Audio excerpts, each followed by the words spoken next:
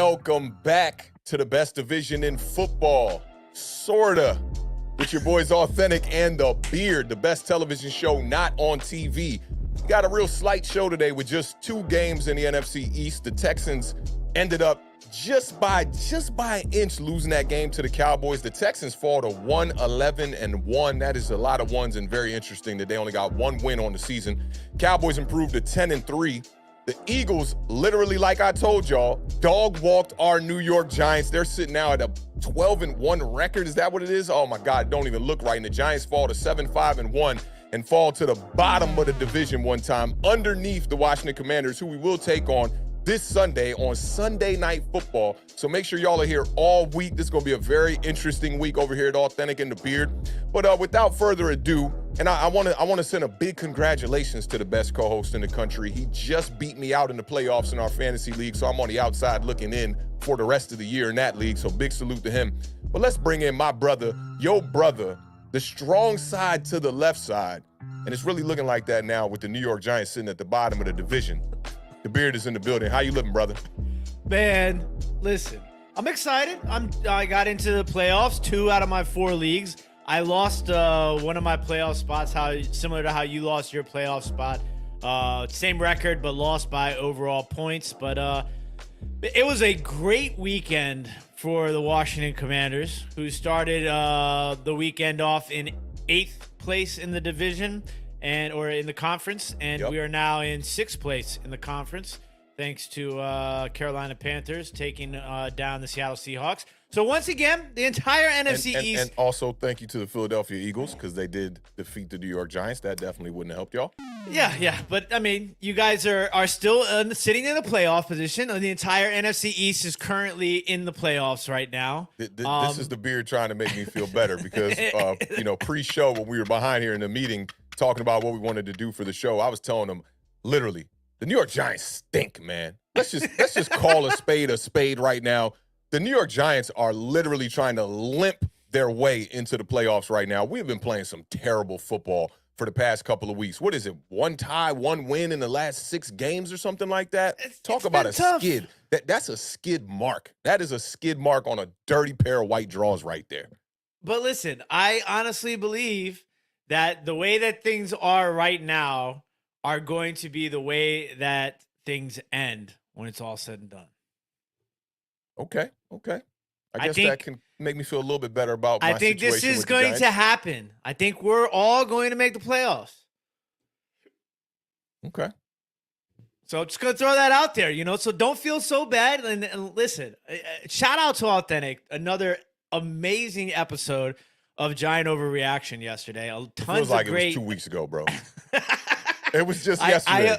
I understand. Trust me. I've done about 17 million things since then, so I totally understand where you're coming from as far as that goes. But no, shout out to everybody that showed up for that show. There was a ton of interesting conversations going on, not just in there, but also obviously on Twitter. That's the one Twitter good thing. Is full of maniacs, man. Twitter's full of maniacs. There's just no balanced opinions on Twitter. I swear, they're slim to none. But shout out to everybody who's been joining those spaces with Rob Zero, because those have been literally keeping my spirits up with the way that the tone has been on Twitter, on Giants Twitter, as we like to call it. It's been ridiculous. It's literally been ridiculous. Like some of the stuff that I'm seeing, I'm just like, what is going on? I had to step in on a couple of threads. I saw you on a sneaky one step in. I was like, oh, that's the Beard over here representing for some logical takes here, because, man, I saw people wake up today and compare Lamar Jackson to Daniel Jones, people talking about Justin Herbert in comparison to Daniel Jones. I mean, it's been completely a shit show on Twitter. Let's just call it what it is. Yeah, and listen, that's the one positive about Washington being on a bye week, is that I didn't have to deal with any of that. Obviously, it's so funny how when things happen in other teams and other players, it somehow gets pulled into, a Washington situation. So obviously, there's the fan base, there's a very small fan base of us, that want to see Carson Wentz, right? And then you have he said of us, so that's you representing that. You have a large portion of the fan base that is like, the Heineke hive. Then you have another. I thought that our fan base, I was literally about to ask you, right? do you think that y'all fan base is as crazy as our fan base without giving me the political answer? But what you're setting up right here, you guys are just as crazy as the New York Giants. Yeah, He said us. He said us. You would pull the plug on the quarterback right now and bring in Carson Wentz? I wouldn't pull the plug on Taylor Heineke, but I am y'all. glad. Here come that political answer right here. I won't put a plug on them, but I would start one of them and have one of them ready while the other one. I'm glad that Ron Rivera has put the pieces in position to be, ready. So Carson Wentz being QB number 2. So there's the 50% of the fan base that wants to see that, that's the Heineke hive. Then there's 25% of the fan base that's Carson Wentz. And then there's the 25% that wants to see Sam Howell still. Okay? So right now. So then the whole thing is they're like, people are the reason why Sam Howell hasn't been playing is because he's not ready, apparently, according to the coaches, right? So then, you see Brock Purdy go in and do what he's doing. And they're like, how can this guy who's the last pick of the draft come in and do this, but Sam Howell can't come in and do anything? You telling me that Sam Howell can't do more than Taylor Heineke? This reminds me of, you remember when the Water Boys started shining in the movie, right? They were like, Michigan decided to try their towel boy out at wide receiver. You saw what happened there. Like, just because you see one dude have one good game. I mean, look at Mike White coming back down to earth. Shout out to Mike White one time, but Mike White came back down to earth. Oh, dude, he got lawn chaired. I mean, one of the best hits you'll see on a quarterback the entire year. That was a straight lawn chair hit. Like, he folded up like a lawn chair. I felt bad for him. I mean, he had to go to the hospital at the end of that. They had to go check him for internal injuries. But people shouldn't be looking at Brock Purdy, bro, and being like, oh, let's bring in our third string quarterback who's a rookie that we just drafted. So, I think you gave me a clear-cut answer there. Your fan base is probably crazier than our fan base because y'all literally got into this position behind Taylor Heineke, and now y'all are having this controversy about trying to bring in another bum quarterback. Why? You guys have a quarterback problem. None of them are going to solve it. Taylor Heineke has been the best you had so far. He's gotten you these wins, 6 out of your last 8 games, all with him, I believe. Maybe one of them wasn't. No, they're all with him. Why would we pull the plug on this kid? Like, unless he's like, I could understand, like, you do like a Tyrod Taylor type thing like the Giants did in the fourth quarter in this last game against the Eagles. You're getting the socks blown off of you. Why not? All right, let's put in Carson Wentz, see what happens. So, I mean, we're obviously, I don't want to dig too deep because we'll talk about a lot of this on Thursday. But, if Taylor Heineke goes out there and throws 2 picks and we score 6 points in the first half, do not be surprised if we see Carson Wentz trot out into that field. I mean, it depends. If you're still in the game, if it's 13-6, I'm not taking Taylor Heineke out. We're gonna wait. We're gonna be there to see. I know where you're leaning. I know you gave me the political answer when I asked you, but you want to see Carson Wentz get the start. Well, maybe before our starting. You see that? That's that Brian Dable when Brian Dable was asked on the last press conference. So how do you feel about Daniel Jones and how he's playing? He's like, he's done a nice job. That's what he said. I mean, that's not too far off, right? I mean, he's done a nice job. Yeah. Okay. Nothing great, nothing horrible. Hey, man, you guys over here at Outthenic and The Beard, y'all do a nice job. Now, I would take offense to that because we do a damn good job. Right. Because here's the thing is, we balling. That's the thing. In this situation with Brian Dable, it's kind of tough, but we'll get to that. We got a lot to talk about on this episode. We got a lot to talk about, but I see leaning towards this Carson Wentz. I'm going to say y'all are equally as batshit crazy as the New York Giants fans are because this is why y'all are having this turmoil within your fan base. Shout out to Benny today, too, who popped into the spaces and gave a lot of his opinions about this matchup with the Washington Commanders coming up against the New York Giants. And he definitely wasn't talking no damn Carson Wentz. He definitely was not talking no damn Carson Wentz. Benny has been washed by the hive. It's okay, Benny. He's been on the Taylor Heineke. And to be honest, the people that were on the Taylor Heineke vibes not really on this whole Carson Wentz move, which I can't say that was me. I thought bringing in Carson Wentz was going to elevate the play of this team. They was right. debatable. You won games with one quarterback. You lost games with the other. There's so many variables. Man, you sound like these people copping wearing the cape for Daniel Jones this week. No. I'm telling you. No. They'd be like, but what about his offensive line? One dude popped in and said, all right, so we're just going to wait around for him to get Jerry Rice, Terrell Owens, and Randy Moss at wide receiver. We're throwing Shannon Sharp at tight end. We'll get Barry Sanders at running back, and we'll be good to go. I loved it. That's all you need. Because there's just no balance. What the hell are fans calling for Carson Wentz? You know what? As a Giants fan, go ahead. Y'all should start Carson Wentz. We're going to find out. But big shout out to everybody who's watching us right now on Facebook, Twitch, Twitter, and of course, right here, right now on the YouTube. Don't forget to hit that thumbs up while you guys are here. Let the world know that the best television show not on television is on YouTube and live right now. So we appreciate you all joining us. Big shout out to Stanimal. Stan the man, who's first in the building. Sakbase, he said, you know how I know Beard is secretly a Giants fan? He was in the trenches in Giants Twitter on Sunday defending fans that have the right to change their opinion. I had to, man. Like, I don't care who the team is. I will not stand for illogical tweets on my timeline. I will have to jump in and say something if need be. Big shout out to Stan. Appreciate you. I definitely feel you on that. Kevin, the PRF, says, I'm here to pay my respects. Where do I set the flowers? You pick them from the garden, put them on the front door. Big shout out to JMO, who is currently checking in from live from the ER. That's dedication, man. Prayers out to Jameson, man. Hope all is well. We hope everything is okay, JMO. Coach Taylor, we appreciate your love and dedication. We are wishing you nothing but the best, my friend. Big shout out to Tony. BT Giants in the building. Got a big shout out, right? Hey, big shout out my guy one time, dog. We've been having a straight up ball in these spaces in this group thread. They even had a roasting competition in the last spaces, dog. I mean, big joning going on in that space.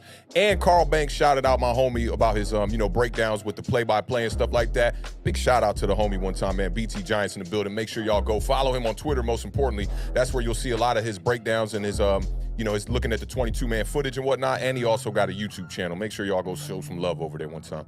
Definitely show some love. Appreciate you stopping by and showing us some love. Big shout out to the Beige Boy. This is the first time in a long time that the Commanders have won the bye week. Yep. So shout out to the Commanders, because there's been plenty of times over the last couple of years on this show where I was worried that we wouldn't even win the bye week. So shout out to the Commanders. Shout out Beige Boy. We appreciate you. Oh, in the building. Michael Knight in the building one time. What's poppin', fam? Hope all is well. Appreciate you stopping by. Michael Knight, Yam in Japan, is checking in. Says he's going to be busy with work while the show's going on, but I wanted to at least swing by and say hello. We appreciate you as always. Salute, Yams in Japan. Salute. Hey, ASAP Rocky, speaking of Yams one time, ASAP Rocky on that Amazon Prime performance last Thursday, man, had some bangers, man. That was a fire performance. Love what they're doing over there with Amazon Prime, bringing the whole hip-hop culture to the, football and mashing it up. It's a whole new vibe. I'm digging it. Yep, T-Pain's behind that whole setup for them doing and that 2 Chainz. 2 Chainz. Yeah. 2 Chainz. That's what I meant to say. Not yep, T-Pain. 2 Chainz. Yep. So shout out to 2 Chainz. Shout out to Simon RTDB, baby. You yes, already sir. know. Run the damn ball. Chris Peace is in the building. We appreciate salute. Chris you. Peace was there for the whole debacle on Twitter today. Yo. Oh, he's been there for the all season debacle. Oh yeah, it's been a rough couple of weeks, Chris Peace. It's been a rough couple of weeks. Indeed. Big shout out to Monique stopping by. Big salute, Mo. Cowboys, they're going to get a piece of my mind today. That's for certain. I can't wait. Is in the building. What's going on, Sebastian? Appreciate you stopping by. Alpha Mason is in the building. What up, Alpha Mason? What Sean up? G is in the building. Salute. We got some more Cowboys fans coming up. Kai 001 in the building. Shout What's out going to Kai. on, Kai? Big dub. Big shout out to my guy, Mark. Says, what's up, guys? Beard, you can say anything you want about Dallas. I am not going to fight you. Dallas better wake up, damn it. I like it. Shout out Mark one time. Sergeant Gerard is in the building. What's going on, my Gerard? friend? Good to see you. Appreciate you stopping by. Who else we got up in the mix? Don't want to make sure I don't want to miss anybody. Steven Arce is in the building. Hey, what up, Steven? Our guy, Lucas, checking in from Australia. Appreciate you joining us as always. So we're going to go across international waters. We're going to start in Australia, and then we're going to work our way over to Italy. Tutu is in the building for the $4.99 super chat. Says massive salutes to two duo kings, Awthentik and Beards. Thank you for all the nuggets and roadmaps, and we couldn't do our winning journey without them.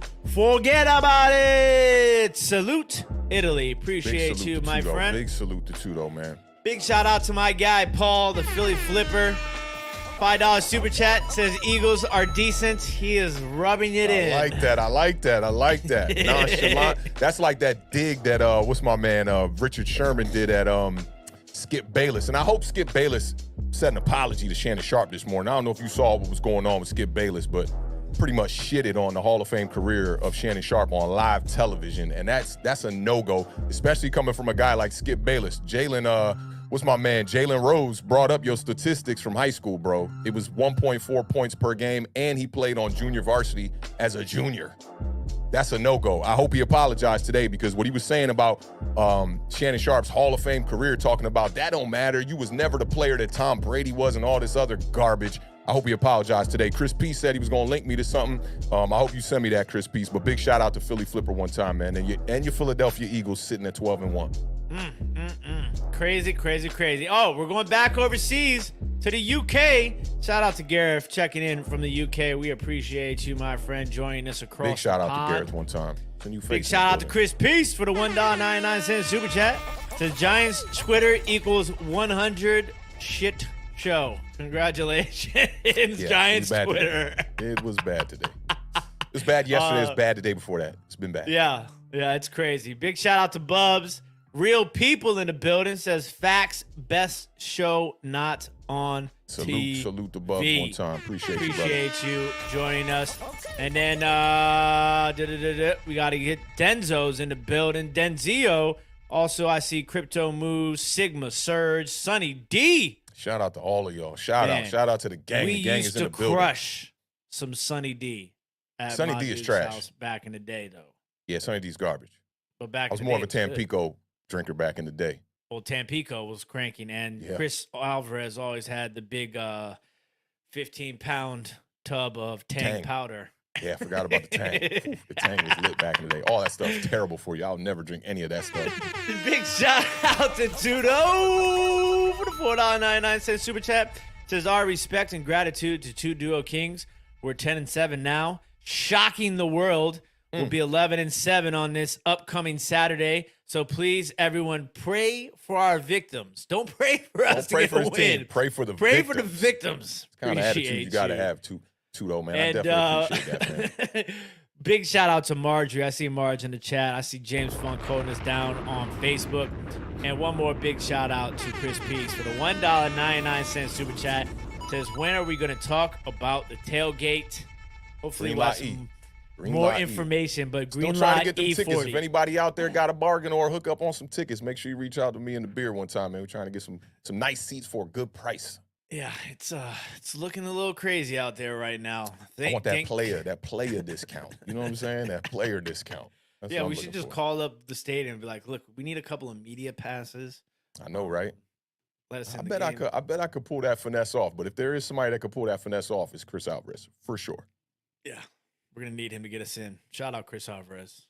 Big facts. You ready to get into this first game and let's do it. Maybe burn some flowers, give some flowers. I don't know. We'll see how the Beard feels about this one. Let's talk about these Texans headed to the Cowboys.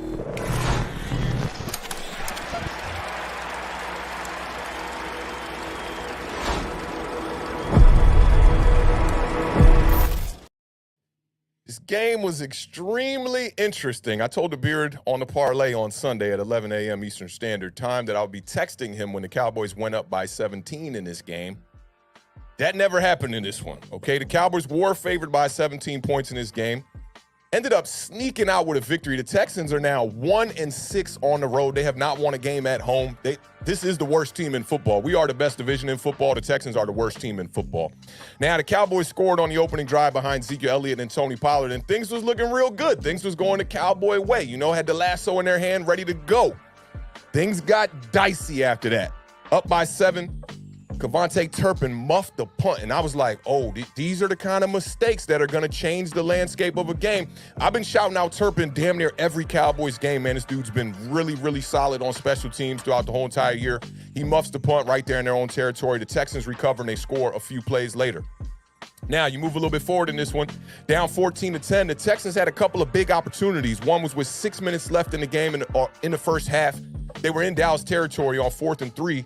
And the Cowboys stopped Pierce just short. A few plays later, Dak Prescott gets intercepted. I'm like, oh, man, this is looking like one of those games. Why are the Cowboys letting them hang around? Got a little appearance from Jeff Driscoll. He had a touchdown to Amari Rodgers. It was Amari Rodgers' first touchdown on the year, and the Texans went up 17-14. Cowboys scored a field goal on the next drive to tie it up 17-17 with just under a minute left.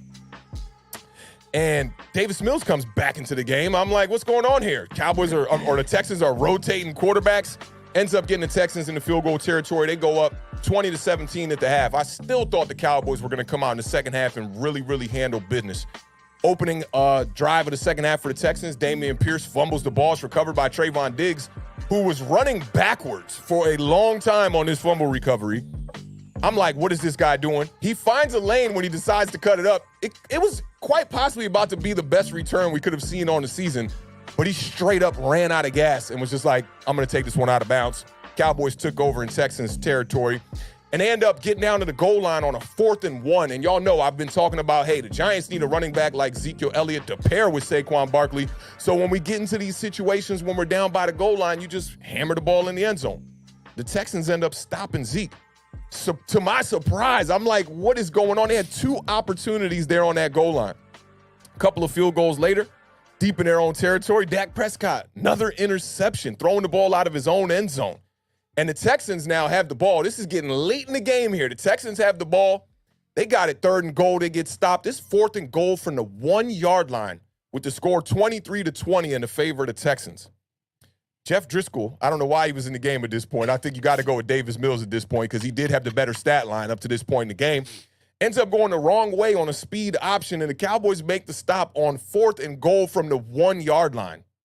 Dak Prescott drives him down 99 yards, and this ain't one of those comebacks. I almost want to break down some of these Daniel Jones fourth quarter game-winning drives so y'all can see them. Those game-winning drives. This was a real game-winning drive. Dak Prescott took them down the field 99 yards. He left 41 seconds left on the clock. It ended with a touchdown from Zeke Elliott, but this was mostly passing from Dak Prescott in this game. Now, let's pull up Dak Prescott's numbers on the day so we can kind of dissect it just a little bit here. His numbers on the day were not that great. 24-39, 284 passing yards. He had 1 touchdown, 2 interceptions, a QBR 23 point. Ugh, that is ugly. He was sacked just 1 time on the day. And they only got to the other quarterback 0 times in this game. So to me, that was the biggest surprise here. Ezekiel Elliott ended the day as the leading rusher for the Cowboys. He had 62 yards on 15 carries and a touchdown. And Tony Pollard added to that with 42 yards on 10 rushes. He had a touchdown as well. He was averaging 4.2 yards per carry. Ezekiel Elliott averaging 4.1, so fairly similar output from both of their running backs, but Tony Pollard did have the receiving touchdown. He had 4 targets for 20 yards. I was talking to the Beard about this off air, and I think this is a really good point because the Beard was kind of letting me know, like, why don't they just go with Tony Pollard a little bit more? And I was like, it's interesting because both of these running backs had 5 targets in this game. Ezekiel Elliott, I think he only had 1 reception, but the thing about the Cowboys is they're not just relying on Ezekiel Elliott to just block and do pass protection type things and do the grittier type of running, but they're also trying to throw him the ball. And I think that's showing why the Cowboys have a little bit of balance that opens up the big play, whether it be in the passing attack or in the rushing attack for Tony Pollard pretty much every game. Receiving-wise, the Cowboys really didn't do too much. Dalton Schultz was the guy for the majority of this game. It seemed like the Texans were leaving the middle of the field open. He had 6 receptions for 87 yards, and Noah Brown made a spectacular catch on that last drive, and Dak Prescott fit the ball into a tight window. All in all, pretty ugly game for the Dallas Cowboys, but end up coming out with the victory. What'd you see in this one? You got some flowers on deck, or or you burning a bag of shit that you're going to put on the Cowboys doorstep? I got to do both, obviously, being the politically charged guy that I am here in Washington, D.C. First of all, I will start with the flowers. Okay. So, when it came down to it, they did what they had to do to win the game. Okay. You cannot say anything negative about, Dak Prescott leading was it 98 or 99? I think it was 98 yard. Maybe drive. 98, 99. Yeah. 99 problems and a touchdown ain't one. You know what I'm saying? So, I mean, that was a drive. It was a hell of a drive. Kudos to Dak Prescott and Dallas Cowboys for doing what they had to do. And then the defense, too, wasn't necessarily their best game, but they did come up with that stop on the 4th down, albeit with Jeff Driscoll at quarterback running as option on 4th and 1. Just Jesus, my God. The fact that the Dallas Cowboys allowed this to happen is just it's an utter mess. Okay, the Houston Texans are obviously doing everything they possibly can, to not necessarily lose the game, because I'm never going to believe in tanking or any of that. But I mean, they're out there just trying everything they possibly can. I mean, for God's sakes, Jeff Driscoll hasn't played a snap all damn year, and they're rotating quarterbacks like it's the high school football. The last time you saw Kenny Galladay actually balling out, it was with Jeff Driscoll at quarterback, which is kind of crazy. That was a long time ago, 2019. And, yeah, it's 3 years ago. Jeff Driscoll comes out here. Okay, you got Jeff Driscoll, and you just try to say that 3 times fast, okay? You got Jeff Driscoll out here playing quarterback. Amari Rodgers. I almost said, what's the other guy's name? Philip Dorsett and Chris Moore. Don't forget about their leading receiver, Chris Moore, who had a game. He had a game. Yeah, he had a game. Okay. Yeah, over 100 yards, 10 receptions on 11 targets. I don't know where that came from. And he's had sprinkles. But listen, this is the Dallas Cowboys. If you want to, and this is why I started out last week, and everybody was, busting my chops about it, talking about how let's pump the brakes on the Dallas Cowboys, okay? There were people that had the Cowboys as high as number 3 in the NFL power rankings. Number 3. So this game brings them back down to beneath the earth, I guess, for you. I mean, to me, they should have never been up there. I just think that was, that was way overdoing it. Let's pump the brakes hard. What teams, just to kind of throw this out there to you, what teams do you have over them? Because what was it? It was probably Philly, Kansas City, then the Cowboys as high as number 3. Yeah. I don't remember what teams do you have over them. That'd be the real question. The Bengals, maybe? I put the Bengals over them. I put the Bills over them. I put the 49ers over them. Bills have been struggling.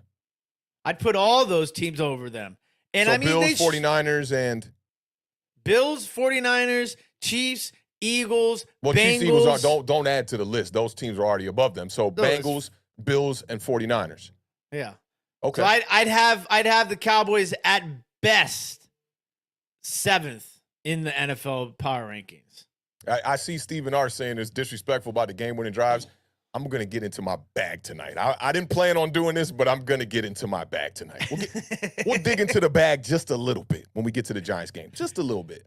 And listen, I understand that the Cowboys beat us. I see we got a lot of Cowboys fans in here. I feel like word is getting. Shout out to the Cowboys fans. I wish you guys would.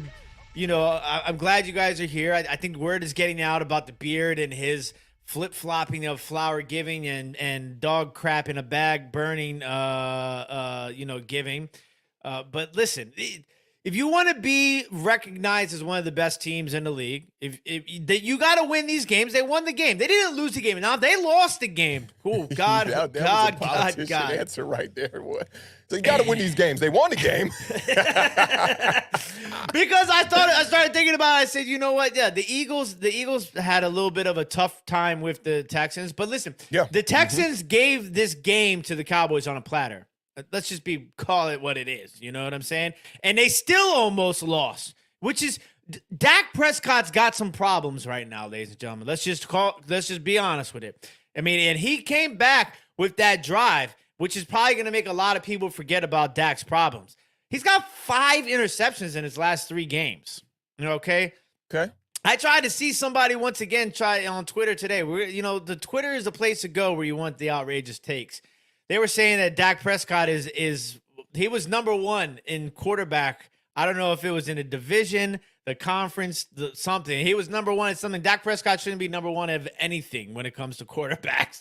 And let alone not even in the NFC East. He's not even the best quarterback in the division. It's pretty obvious. Not this year. Not this year. It's pretty obvious. Jalen Hurts is the best quarterback in the NFC East, maybe even all of National Football League right now. But yeah, 5 interceptions in the last 3 games. I get it. Yeah, his arm was hit in that last throw. But listen, there's quarterbacks out here that are throwing touchdowns with not even looking. There's quarterbacks out here throwing touchdowns when their arms getting hit. Get in the weight room, Dak. It wasn't like he got. It was a little. He got hit in the bicep flab. That's where he got hit. You know what I'm saying? And he threw the interception. The turnovers for Dallas have been a problem, and they're going. These are the things that what I'm doing here is I'm holding them to a high standard. I'm holding Dallas to a high standard because they're a good team. But if you want to be a great team, you got to do things better. You can't turn the ball over like he is. You know what I'm saying? Like the entire team. So the Cowboys, those 2 interceptions are a little bit, sometimes when you're going out there and you're trying to make a big play, things like that can happen because they popped up. They pop up in the air. One that popped up in the air, it's like that could happen to any quarterback. It can. I see you got your eye on that chat because they about to get you. I see you. I'm just saying, Philly Eagles fan says Dak averages 1 interception per game. Those 3 turnovers in this game. Year. Okay. 3 turnovers in this game equated to 14 points for the Houston Texans, okay? And it should have been more if they would have converted on that 4th down. You know what I'm saying? And then, look, Dallas defense supposed to be crazy. This Houston Texans offense, you talked about it, 0 sacks. Yeah. Listen, Micah Parsons, one of the best defensive players in the NFL. Where was he at? What happened in this game? This kind of goes to what I always say, though. It's like when you know the task at hand, sometimes it can make the job a lot easier. When teams are scheming against the Dallas Cowboys right now, they're saying, bro, why you think they were bringing in this silly running quarterback for every other series? Because they're like, we're trying to keep them off balance. And I thought they did a pretty good job of it. They stepped up, and I saw Monique say this in the chat, and I mentioned this in the opener. That muffed punt in the beginning of the game really changes everything that happens here because now the Cowboys were playing from behind a lot in this game. And when that happens, they're not going to go with the whole RTDB Washington Commanders game plan roadmap that you come up with here where they're just going to die on the run. They're going to have to drop back and pass, and then it makes their game plan a little bit more predictable. It does, but also if you're going to be that good and you're going against a 1-win team, they said the same things about the Philadelphia Eagles, right? Did you see the things that Washington did against Houston, right? How we stopped their running game. Yeah, I kind of remember that game. I don't remember it very well, but I remember a little bit. Yeah, I mean, the Houston Texans ran for like 29 yards total in that game. In this game, the Texans ran for 114 yards. The Dallas Cowboys were running the ball better than they have been running the ball for most of the season and getting better and better each week going into this game. On Sunday, on Sunday, I was telling people you could play Zeke and Pollard in the same game. I was expecting them to run for 263 yards. Fantasy-wise, it was an all right day. It wasn't all right. 3 touchdowns out of the 2 running backs, over 100 yards. 127 yards, but I don't know. Maybe it's the play calling was a little funky. Think about this. Think about how many yards did you say the Texans had? Rushing, 114. And how many rushing yards did the Dallas Cowboys have? 127. The tone for each is very different. These are 2 good teams that can run the ball. Dameon Pierce had that little lull there where he had back-to-back games with just like 8 yards, right? But we know that. I was talking about this with you off air. The way that he trucked the Dallas Cowboys safety, it ain't many running backs that coming downhill like that where you're just like, holy, I need to get the hell out the way. And I described it as like a Western bush. When you see a Western bush blowing in the wind, that's what he did to that safety, and he kept it moving. He's a really good running back, probably the best rookie in this class. He might win Rookie of the Year for real. Yeah, I mean, between him and Kenneth Walker, that's 2 solid running backs, especially from a draft where not one running back got drafted in the first round, Right. I just think think the disparity in both rushing attacks from both teams, it's almost like you made it sound worse that the Cowboys had a little bit more yards. Well, yeah, they were going up against the absolute worst run defense in the league. We've heard that for a while. They were giving up 170 yards a game on the ground. 168 coming into this game. But last game, I thought they fared well. Who, the Texans? I thought they fared well. They might have. Before this. I think they played, wasn't it against the Raiders or was it against the Seahawks? It's the task at hand, man. I'm telling you, like when we're straight up caca at stopping the run, well, you got to find a way to stop the run or you're going to just continuously lose games. The Texans are a team to me that's like they're scratching and they're fighting. They've been in a lot of close games. You thought they would get to 4. Now, they should get to 4, to be honest. They've lost a ton of close games here. They battled against the Philadelphia Eagles, which is arguably the best team in the NFL. So for them to come out here, I think we overlooked them a little bit. We did. I mean, the Texans, I didn't, but I mean, statistically, I couldn't defend myself against the Texans. Remember when we were talking about doing the preview for this game? I said, dude, I tried to find something, but there was nothing. There wasn't much. There was nothing there. And listen, I don't know. Maybe it's also a little bit of the game plan. And obviously, you guys know from watching the show that I'm a big run-first guy. To see Dak throw the ball 39 times and Zeke and Pollard combined only carried the ball 25 times was a little weird to me. You know what I'm saying? You're down on the scoreboard. Yeah, but they were never like, you're down to a one-win team. You were never down by like 20 points. You know me. You down 14 points, you can still run the damn ball, especially if you're going up against a run defense that is, no matter how good they're playing, they're still the worst run defense in the league. And I mean, you got all these defensive stars, and yes, Dallas was missing some players on their defensive side of the ball. Oh yeah. Still, it's just, and that really hurt them. It's almost like they got into a throwing competition because the Houston Texans were seeing success throwing the ball, and then the turnovers, you start to press a little bit. And I think that's the big thing, too, for me, is the turnovers are starting to become an issue for the Dallas Cowboys.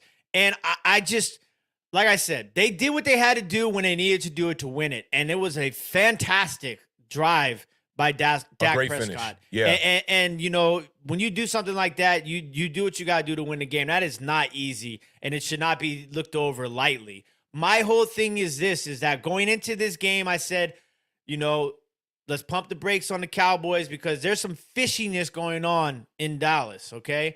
And then, moving forward, if you want to make a run into the playoffs and stuff like that, you can't play this type of football, turning the ball over, not being able to consistently run the ball, and then the inconsistencies of the game plans. Well, let's get to it. Since you brought it up, let's get to it. I had a couple of questions here. We'll propose these to you in the chat. You kind of answering it a little bit, and I want you to elaborate on it a little bit more, too.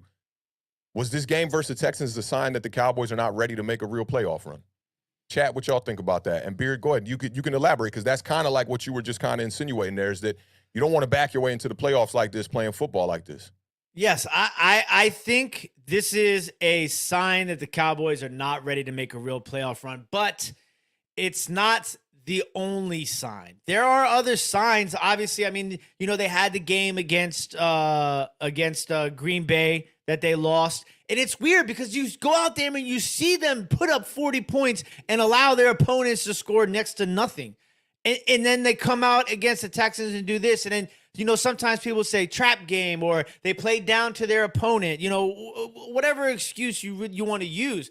The problem is that if you're going to be a top tier team, a top 3 team, according to some, you got to have a little bit more consistency. You know what I'm saying? Like, if you want to make it into the playoffs, you're going to have a little bit more consistency. I just don't think that and the thing that's crazy is that if the Cowboys play their best football, their defense is playing the way their defense is supposed to be playing. If they are a run-first team and they're not turning the ball over, they can play with anybody in the National Football League. But I haven't seen it enough consistently to prove to me that they can do it in the playoffs. That's where I feel right now, I got to give you a little bit of pushback and disagree just a little bit, because when we see the Philadelphia Eagles struggling against the Indianapolis Colts and really have to win that game exactly how the Dallas Cowboys won this game against the Texans, we don't say the same thing. We still look at the Philadelphia Eagles as a juggernaut, not only in this conference, but within the whole NFL right now. The Dallas Cowboys have been fairly consistent throughout the entire season. I mean, this is a 10-win team with 3 losses. So if we're looking at inconsistencies, we'd be having to nitpick probably the scores of some of these games to try to find those inconsistencies. And things are going to happen when you're trying to play a high-powered style of offense. That's my thing is like, I like having high risk, high reward, and understanding that with that, you can still have some mistakes that happen. But when you got a guy like Dak Prescott and everything on the line, and the Texans give you a window for you to win the game there at the end, whether they score a touchdown there whether they kick a field goal there or not, you're still up by 6 if you kick the field goal there. Dallas Cowboys come down that field, they go 99, 98 yards, whatever we want to call it, and they win the game. To me, that is the difference between these regular Joe Schmo kind of teams and the teams that are going to be able to get it done. Because when you get in the playoffs, you might see yourself down 2 scores. You might be down at the half by a field goal, and you might have to find ways to truck through this and find a way to win when everything isn't quite going your way. And when they go up against big teams, what do? They go out there and blow them teams out. That Indianapolis Colts team that the Philadelphia Eagles struggled against, the Dallas Cowboys put up 50 on them. What was it? How many was it in the fourth quarter? 33 points or something like that in the fourth quarter. And that was all their defense. If we look at 2 matchups, a lot of it was turnovers, 1,000%, but you got to punch the ball in the red zone for sure. If you look at those 2 games, the Texans and the Colts, and you look at the way that the 2 top teams in the NFC East played them both, the Dallas Cowboys played them both better. So if we want to dig into the consistency, I mean, they put up 50 on the Colts. The Philadelphia Eagles beat the Colts by 1 point on a last drive that literally bailed out Jalen Hurts on a 55-yard pass interference call. Okay, but I will argue with you that that I've talked about the Indianapolis Colts and their defense. You know what I'm saying? And how their defense is low-key a pretty good defense. The Cowboys were they? They were up 4 points. It was the 21-17. It was a 2-point lead in the third quarter with like 4 minutes left. In fourth quarter, that game was it was a 1-possession game going into the fourth quarter. But the Cowboys had the ball in that drive. They did have the ball. It was a 2-point lead at the end of the third. Cowboys had the ball transferring into the fourth quarter, driving down to score. But that's what I'm saying is that like that fourth quarter collapse with the turnovers. I mean, like that's an anomaly to a certain extent. Is it not? I mean, they played them close. I got you. Yeah. I got you. So you say that that's an anomaly. It's not an anomaly that the Cowboys had 3 turnovers in this game against the worst team in the whole entire NFL. Couldn't I argue the same thing? No. Why couldn't I? It was tipped interception. Because those are turnovers. This is an anomaly is scoring 33. Game was turnovers. An anomaly is scoring 33 points in the fourth quarter. That's an anomaly. So how many teams in the National Football League got scored 33 points in the fourth quarter? I think that speaks more to the defense of the Cowboys than it does to an anomaly. You act like they're not getting after. You act like Matt Ryan was like, here, y'all, fool. I mean, that's what it felt like. Dog, they were getting big pressure on him. He fumbled that ball twice in the fourth quarter. He had the 2 interceptions in the fourth quarter. But it's inconsistent. Where were they the other 3 quarters? And where were they in the game? All of this game? They put up 3 touchdowns. I'm a New York Giants fan, bro. If we can get to 21, I think we got a shot. The Cowboys, I'm a Washington fan. I'm the same way. Right. So I think you should understand this a little bit more, that through 3 quarters being complete, they had 21 points up on the board against a Colts team that was literally playing their best football against them. The anomalies to me could go either way is what I'm saying. They put up 50 on the Colts. The Eagles, and to me, it's a very it's almost very like adolescence to look at football like this and go, look at how they played against that team, because it's all about matchups. Remember, I told you this off air too. You got to look at how the teams match up. The Texans present a matchup difficulty for the Cowboys and for pretty much all the teams in the NFC East. Nobody's blowing them out. Except for Washington. What was the score of y'all game? Just because I told you that game's vague in my mind. I think it was like 30-13 or 28-13, something like that. Okay, so we're looking at probably a 2-score game. All right, well, that's not like how the Cowboys are going out here handling the Colts. It's not close. We beat the Colts too. Well, like tomatoes. And I will tell you this, back to that original question. I think the Eagles played better against the Texans than the Cowboys played against the Texans. They did. You could argue either way. No, I'd give you that. Jalen Hurts didn't have no sloppy game like Dak Prescott did against the Texans. Yeah, but I mean, if Dallas plays like this and they did in this game, let me kind of rephrase this question a little bit. if Dallas plays like this in this game against any other playoff team in the NFC, do you think that they win it like they won against the Texans? Yeah, Dallas could easily beat Washington with 3 turnovers. And New York, don't get me started, bro. I told y'all at the opening of this show, we are some straight up cheeks right now, bro. Well, but let's say Dallas is going to have to play a division winner.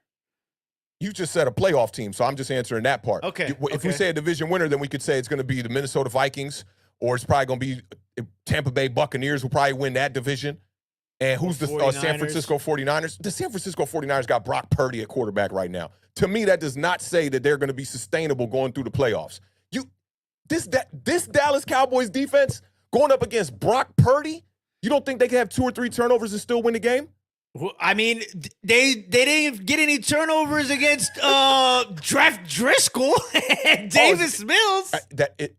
I could take your exact analogy and say it's an anomaly that happened. Don't you think it's an anomaly that they didn't get a sack on the Houston Texans?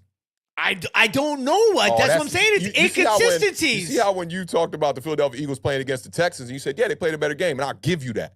But to say that you can't agree with that, you stuck on it. I get it. You're entitled to your own opinion all day long. An anomaly is something that happens once in a million. Bro, Micah Parsons is getting 2 sacks every other game. One player. There's exactly. Aren't Okay, the so Dallas I'll give you. Cowboys the number one? Okay, I get before what you you're give saying. it to me, aren't the Dallas Cowboys the number 1 team in the NFL as far as sacks go?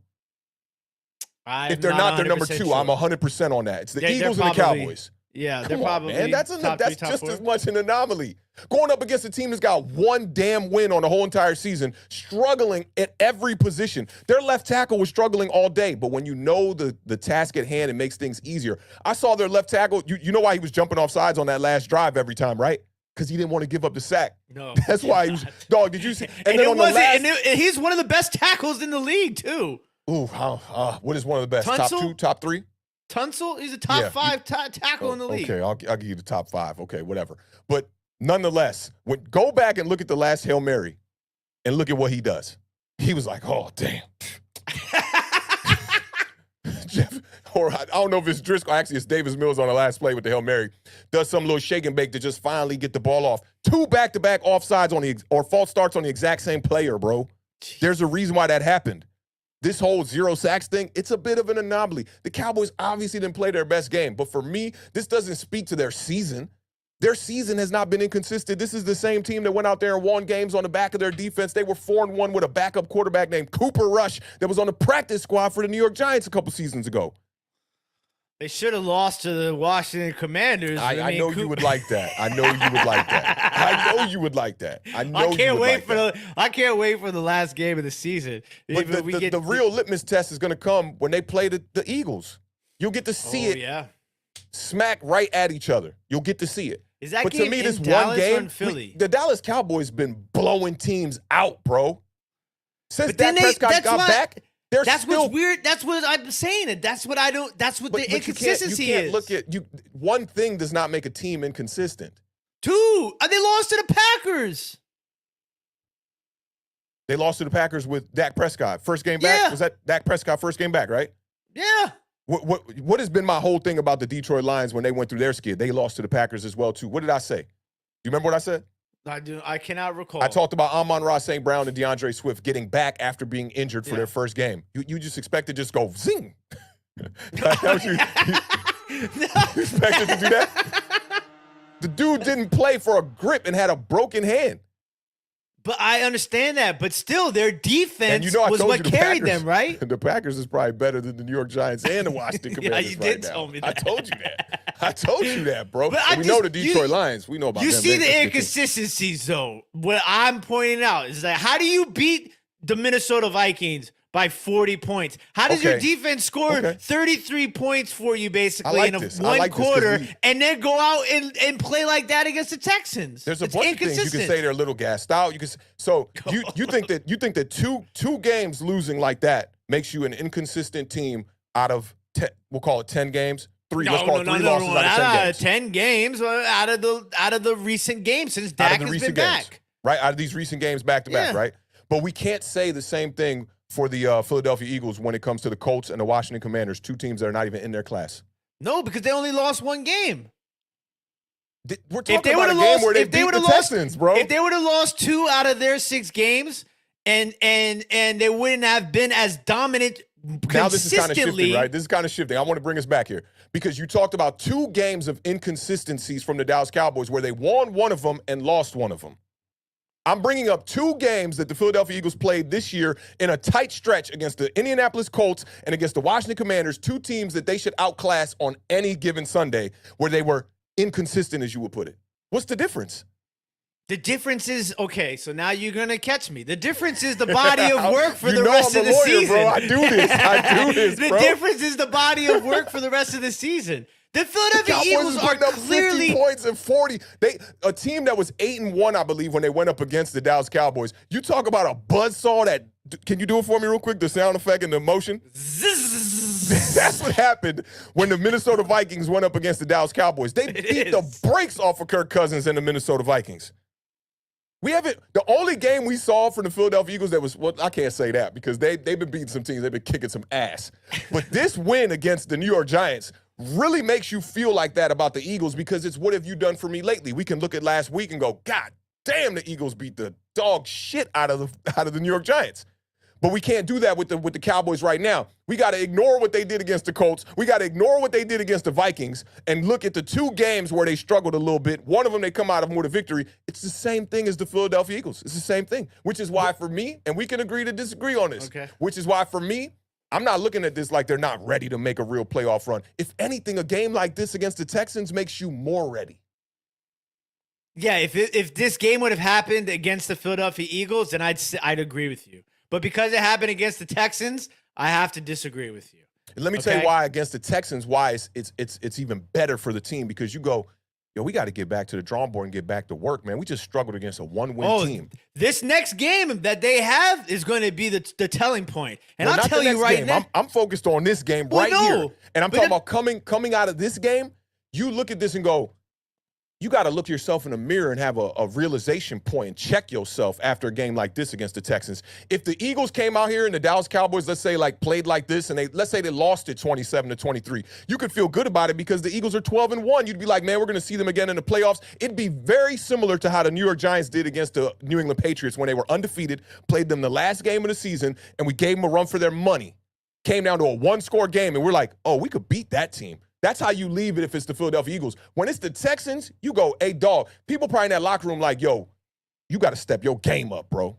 That's why it's more important, I think, that you get one of these kind of games before you back your way into the playoffs. Well, not even back your way in the Dallas Cowboys case, but you can have that reality check, not in the playoffs when you get tossed in the first round and you lose a game like this, but when you struggle against a team that got 1 win like this, everything needs to get cleaned up. They're going to go back in that locker room, get back to practice with double the amount of emphasis on not playing football like this.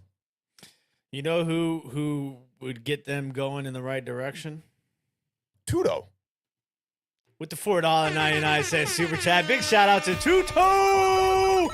Massive salute to Gareth Hudson in the chat. Please tune in your TVs on Sunday, February 12th, and witness how I'll be destroying England's national rugby team all alone. Salute Italy. Tudo is Michael Myers out here on that rugby field. Big shout out to Tudo one time. And man. let's not forget, though, so we got to talk, just throw it out there. Dallas Cowboys did sign T.Y. Hilton. Yeah, that was interesting, especially when they got Washington back from, he was with the Pittsburgh Steelers. They got him back off IR.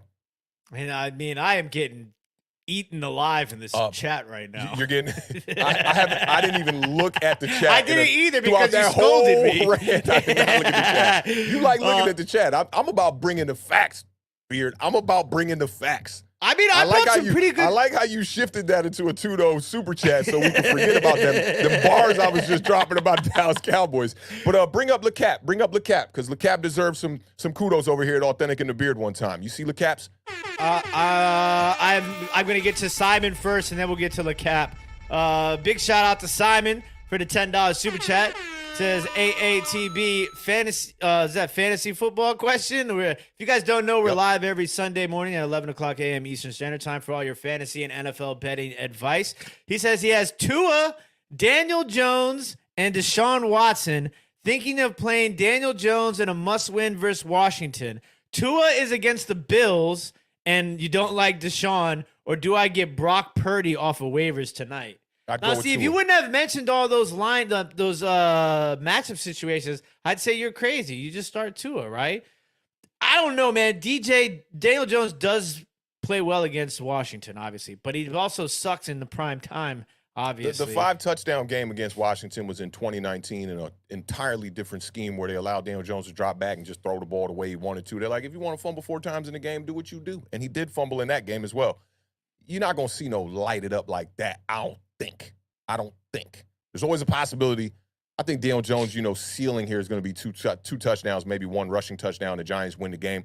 I think you're just better off banking on Tua because Tua out there working with Tyreek Hill, man. Tyreek Hill's something different. That boy's sitting on like 1,400, 1,500 yards already. Yeah. I think you got to go Tua. I think that's just a smart decision. I know he's going against Buffalo, but Buffalo's defense has been inconsistent this year. So, and this is another thing right here. 4 to 7 inches of snow expected in that's tough against Buffalo. I think 4 to 7. They'll probably this is the thing. It depends on if it's going to be snowing during the game. Because you can go out there in cold weather. If it snowed, they're going to go out there and plow all that shit off the field. It's going to be a clean field. It's just going to be cold, and it's going to be hard tundra. I still think Tua is going to be able to get it done for you, get you at least 2 touchdowns. And Beard will vouch for it. I ain't even a big fan of Tua like that. I think he's a super average quarterback, but the weapons over there are just ridiculous. Yeah, and even when they have a down game, they're still putting up some crazy numbers. And I think he's going to have a bounce back game. That game is a huge game for both of those teams. And the Dolphins don't run the ball as much as they should. I think you're going to have to go. The Tua play is safe, I feel like. But if you want to go like super risky and possibly get a nice reward from it, I think you could go Daniel Jones. I really do. Yeah, we'll see. You got to play it by ear, man. But I wouldn't go out on a limb and grab Brock Purdy. I don't know what their matchup is. Yeah, I wouldn't go. Don't get too hype off that Tampa Bay game. Tampa Bay's not a good team either. They're not a good team either. They got Tom Brady, but they're dookie. They're better than Washington and the Giants, right? Tampa Bay? Or no, that was definitely Tampa Bay will beat New York today. They will beat New York today. That's how I feel about it. Washington, I don't know, because y'all run the ball a little bit better, sustain the run a little bit better, control the clock. We're dealing with a banged-up Saquon Barkley. If you'd asked me that question 5 weeks ago, I'd have been like, the Giants will beat the Bucs. Yeah, it's going to be But I live in reality, man, like right now. And what I would say, too, is about, like, Deshaun Watson, it's just as risky as well. With Daniel Jones, you got tape on how he played against Washington just 2 weeks ago. Go look at that game, dissect it, come to your best conclusion. Look at Tua's stats the last couple of games. Tua's only got like 22 touchdowns on the year with a 6-touchdown game against the Baltimore Ravens. So he not lighting up the touchdown box that much either. I would just dig into their stats a little bit more and come to a conclusion. I'd say Daniel Jones or Tua. Worst case scenario, just flip a coin at that point. You'll be okay. Possibly. Check back in on Sunday morning. Daniel Jones, man, we'll get there. Big shout out to LeCap James for the $5 super chat. Says, 1, I need props for being the only one to pick the Rams over the Raiders. Facts. Shout out. And Baker Mayfield, Dak Prescott did his best Baker Mayfield impression, so shout out to Baker Mayfield.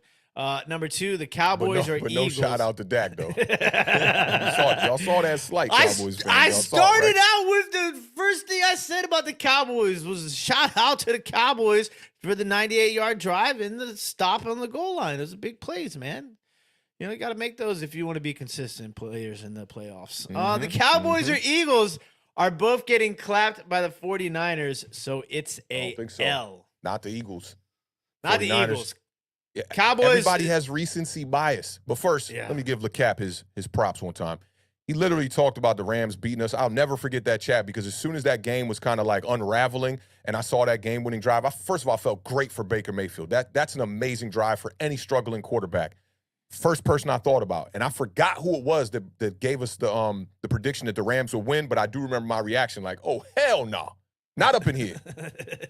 So, LeCap, you deserve your flowers. You deserve your props, your air horns, all that good stuff. You definitely called that one. You was the only person in the chat that really was calling that victory. So, big shout out to you. Secondly, the Cowboys or the Eagles are both getting clapped.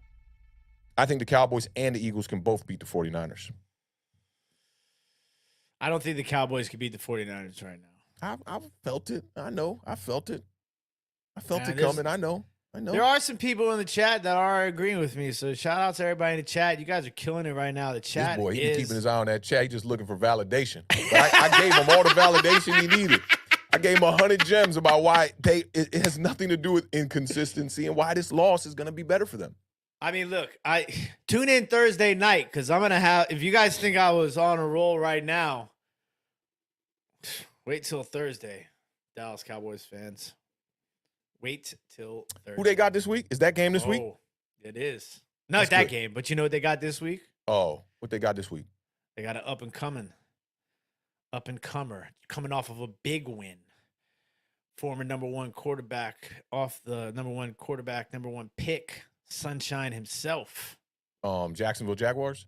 Mm-hmm. Yeah, I ain't worried about that, man. Ain't no big game. Jacksonville Jaguars ain't never no big game. They're a boring-ass team, too. I will say that.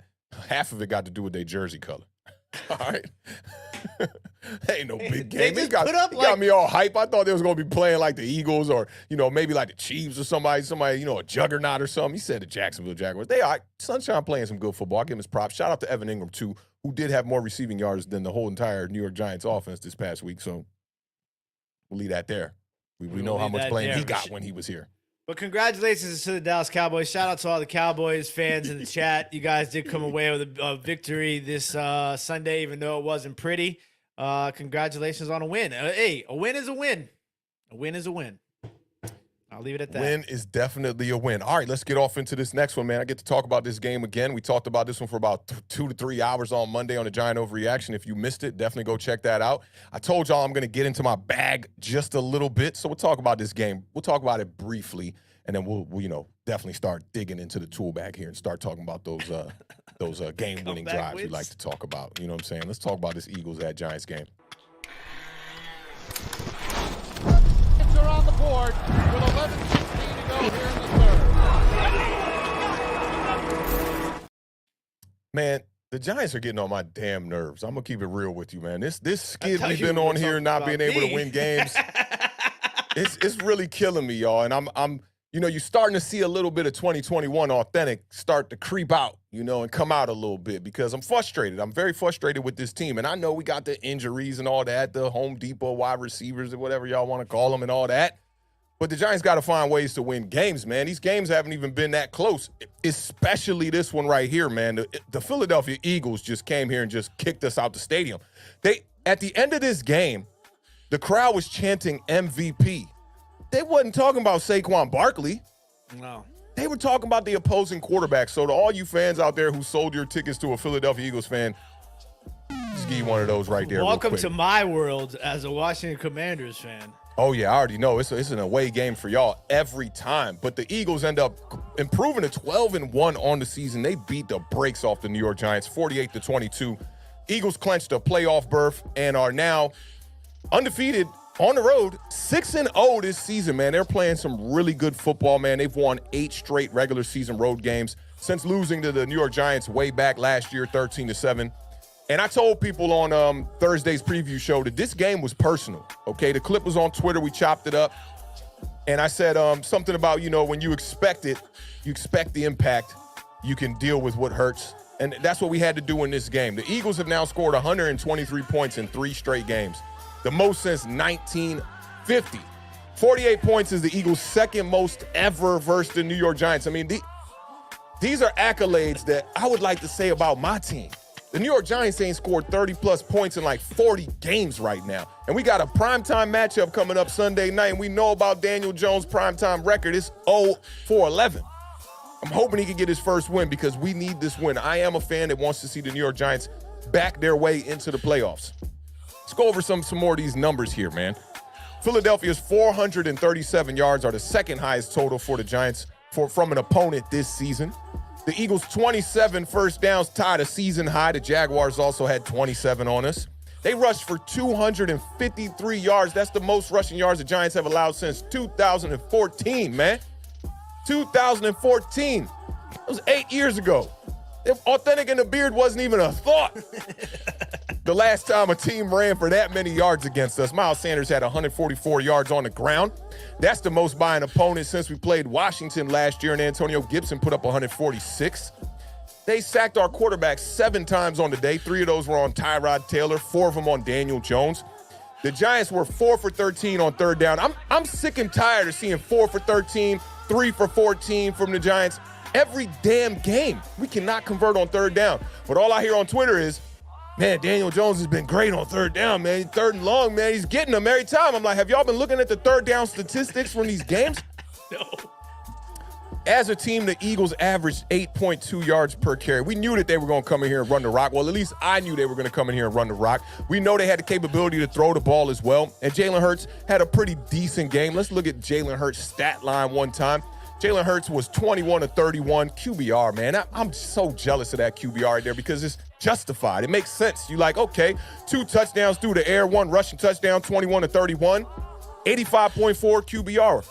When I look at Daniel Jones statistics, it's a head scratcher. How is this a 78.3 QBR and this is a 85.4 QBR? Somebody got some splaining to do, okay? How much was Dax? 39, 27? Dax was like 28. I don't understand this QBR situation here, but I'll tell you this. Daniel Jones and the New York Giants, right now they're averaging about 6.3 yards per attempt, and I think that has a lot to do with it. The Philadelphia Eagles, man, they were getting pressure after the quarterback. Let me get some pressure statistics for you. I know they down here at the bottom of these notes. So according to PFF, the Eagles had 33 pressures against the New York Giants. 9 of them came from Hassan Reddick, who had 2 sacks on the day. And we know about Boston Scott, man. He was terrorizing us on a special team. Our special teams was god-awful in this game. Boston Scott returning kicks left and right. We had our Scottish Hammer out there looking like he was pushing thumbtacks into the wall, dropping the ball on a punt. I know it was rainy out there, right? Don't we practice this kind of stuff? Yeah, I mean, for sure. And listen, that was pretty cool, though, man. I mean, he dropped it on the ground and then kicked it, bro. It wasn't cool. It was a penalty. You can't do that. I didn't even know that rule. I thought that was pretty whack. You know, I thought it was like a drop kick, but that's on field goals where you could do that. You could drop it on the ground and try to kick it. They used to do that back in the day. Rules committee needs to change that. No. That's horrible. That's horrible. It's horrible. You can't drop the ball on the ground and then kick it down the field. You could kick a field goal and be like, hey, nah, that's a punt when it come up short. Nah, no, we was kicking. That was a punt, actually. You talking about change the rules. You're not looking at the consequences and the repercussions that happen when you change the rules, because that would happen all day. It'd be like, missed field goal, it's wide right and short. Dog, we was punting. I'm just trying to put a rose on a turd, man. That's all. I see, bro. I see. Now, Daniel Jones, we talking about these numbers here, 18 to 27 for 169 yards. 6.3 yards per attempt, man. I don't know what's going on with Brian Dable and Mike Kafka. I'm not going to put no blame on them because this is now 2 coaching staffs that have been running the same exact style of offense with this particular group of young men. I put the quarterback involved in that. I know a lot of Giants fans don't want to put the quarterback in that. They go, oh, man, but the O-line, the interior O-line, the wide receivers, man, you know, we got all these injuries, man. Saquon Barkley, man. Saquon Barkley's in the backfield tiptoeing, Beard. Oh, okay. I hate when people say that. I hate it when people say that. Find a way. Boils me like that. They asked to see a little bit more of Matt Breida and Gary Brightwell in this game. We saw a little bit more of them. Those guys ain't doing nothing either. Okay, so we know when it comes to the rushing attack for the New York Giants, a lot of it got to do with what's going on up front. When it comes to the pressure that we're seeing on this quarterback, a lot of it has to do with what's going on up front. But at the end of the day, I've been saying this now, to be a quarterback in the NFL in 2022, you got to be able to buy time. Say it with me, Beard. Buy time. Buy time. You got to be able to buy time. And Dale Jones is doing a decent job. I was going to say, last week he looked against Washington, which is obviously a better defense than the Philadelphia Eagles. I thought he I thought he looked a lot better at doing that. In the pockets, speed. I think it's a speed thing with the matchup. Yeah. Like, you guys got a good front, but when it comes to the speed, you got a guy like Hassan Reddick chasing you, bro. It's a different kind of ball game here. And that's why you saw a struggle against the Cowboys as well, too. You know, Michael Parsons out there on that edge. That defense is fast. And Daniel Jones, he does an okay job of buying time. I'm not going to sit here and say Daniel Jones ain't buying no time. But since my man Steven Arce wanted to bring up the game-winning drives in our last segment, I'm going to let the cat out the bag here just a little bit. Just a little bit. You know, I'm going to let the cat peek the 2 ears out. Just a little bit, okay? When it comes to these game-winning drives, it is very much as I suspected. a lot of it is not Daniel Jones. I'm about to keep it extremely funky with you right now, okay? The Giants have ran the ball 74% of the time on game-winning drives or game-winning scores. My man has not thrown a single completion beyond the first down marker in any one of those game-winning drives. Take a guess how far his longest completion traveled in air yards. 17. 6 air yards, bro, was his longest completion. He's got only one of his completions during those game-winning drives happened on a third down. He's got 10 total completions in 5 game-winning drives. That's 2 per drive, bro. These 10 completions have traveled a total, bro, a total. You said 17 for one throw. A total of 25 air yards, man. It's an average of 2.5 yards per completion. Yeah, I'm getting hot in here about Daniel Jones right now. I'm going to give y'all a little more to Cat. Kitty, you can come out the bag just a little bit more, okay? Let me give you some numbers on these game-winning drives. Saquon Barkley got 18 touches for 154 yards and 2 touchdowns on the game-winning drives. Daniel Jones, he's 10 for 12 passing for 80 yards. He's got 8 rushes for 45 yards and a touchdown. It's not bad. We're gonna clip this up. Okay, we're going to clip this up and just make it the video that I wanted to make it. It's not bad, right? It's 8 rushing yards per game-winning drive. It's 16 passing yards per game-winning drive. We just saw Dak Prescott just go 98, man. It was all passes except the last run to Zeke Elliott. 0.2 touchdowns passing, 0.2 rushing touchdowns. Barkley has 3 of the game-winning scores in those go-ahead touchdowns. 3 of them came from Barkley and 5 of them, okay? He also had the 2-point conversion against the Titans, which give Saquon Barkley the Titans game. Give him that, the game-winning, whatever you want to call it, give it to Saquon Barkley, because on that little shuffle Mike Kafka pass that they designed up that came from Kansas City, he should have been stopped. It was one man making the play on that one, and that was Saquon Barkley. So give him that. Okay? Saquon Barkley has accounted for 61% of the Giants' yards on the 5 game-winning drives. You want me to dig in per game? I'll just take the cat out the bag if you want me to dig in per game. You might as well bring him all the way out. Yeah, bring him all the way out. Okay, Packers game, okay? The go-ahead touchdown with Saquon Barkley out of the damn Wildcat with 6 minutes left in the game. We go up 27-20, and then the defense closes out that game with a Aaron Rodgers gets down there in the red zone, and Xavier McKinney on the blitz gets the batted pass, and the game's over. Don't tell me Daniel Jones won that game on a game-winning drive. I don't care what the statistic says. Packers, we out of here. That one goes to Saquon Barkley. The Ravens game, Giants down 20, and this is the one that I will credit him for, and it's still a little sus. Giants down 20-10 with 12:54 left in the fourth quarter. You get a 6-yard pass to Bellinger, short pass to Marcus Johnson, short pass to Wan'Dale Robinson, 5-yard pass to David Sills. Then it ends with a touchdown with Daniel Bellinger with 6 minutes left on the clock. So the game-winning drive in that game happens with 6 minutes left on the clock. You get the 2 turnovers from Lamar Jackson. Defense, you could get that one to the defense if you want. But if you pressing and you want to give one of these to Daniel Jones, give one of them to Daniel Jones. It's going to be that Ravens game, okay? Giants get the interception. Lamar Jackson fumble. Kayvon Thibodeau strip sack. Yeah, keep your eyes on the chat. Going to be very important. I know what we're going to get back from this, but I'm not here to be pessimistic, optimistic. We're here to be realistic. Go against the Jaguars. You can't forget about the fumble from ATN, which literally would have sealed that damn game.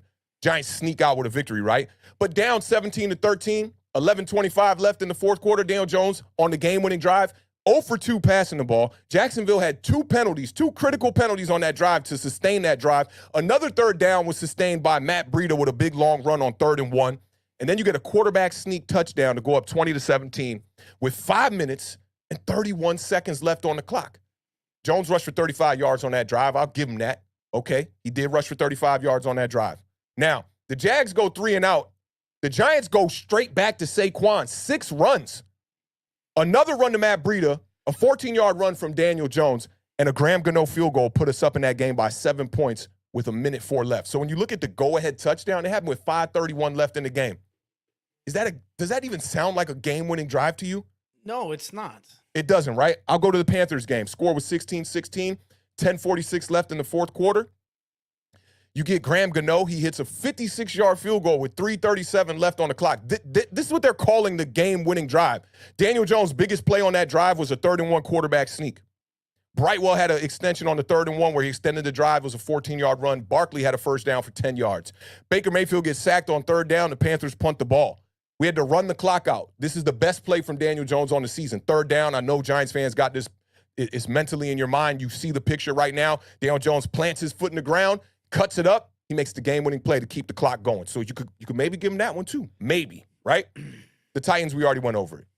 Does that sound like 5 game-winning drives to you, The Beard? Just keeping it funky. You can tell me I'm wrong. I know. Listen, first of all, my first question is I want to know who says those are game-winning drives. Is that like by the book? If you score a touchdown that puts your team up and it holds on to the victory, it's considered a game-winning drive, bro. Okay, that book has to be thrown out the window. Burn it. If a game-winning drive a game-winning drive can't happen with 6 minutes left on the clock. Hell no. That's what I'm saying. What? No. Listen, I don't want to sit here and act like I'm just bashing Daniel Jones. No, and you're the dude not. is You're absolute not. You're garbage, not. I right? don't care if that's Daniel Jones. But I see people on Twitter, right? And they hang their hat on this. They go, today I heard somebody say, Lamar Jackson hasn't even won a playoff game. He can't win a playoff game. Well, that's incorrect because he did win a playoff game. And then they relate it back to Daniel Jones beat him this year. And he has 5 game-winning drives. And I'm just like, did you see what game-winning drive stands out to you of those 5? None of them. Listen, for me, I don't care if it's Josh Allen, Patrick Mahomes, Daniel Jones, Brock Purdy. A game-winning drive. I hate you for that, Brock Purdy. A game-winning drive has to be it has to be the last time the offense touches the ball. Okay? So you can't go on a scoring drive for a touchdown and then come back down, kick a field goal. Yeah, no, that last drive is out doesn't count. It just doesn't count.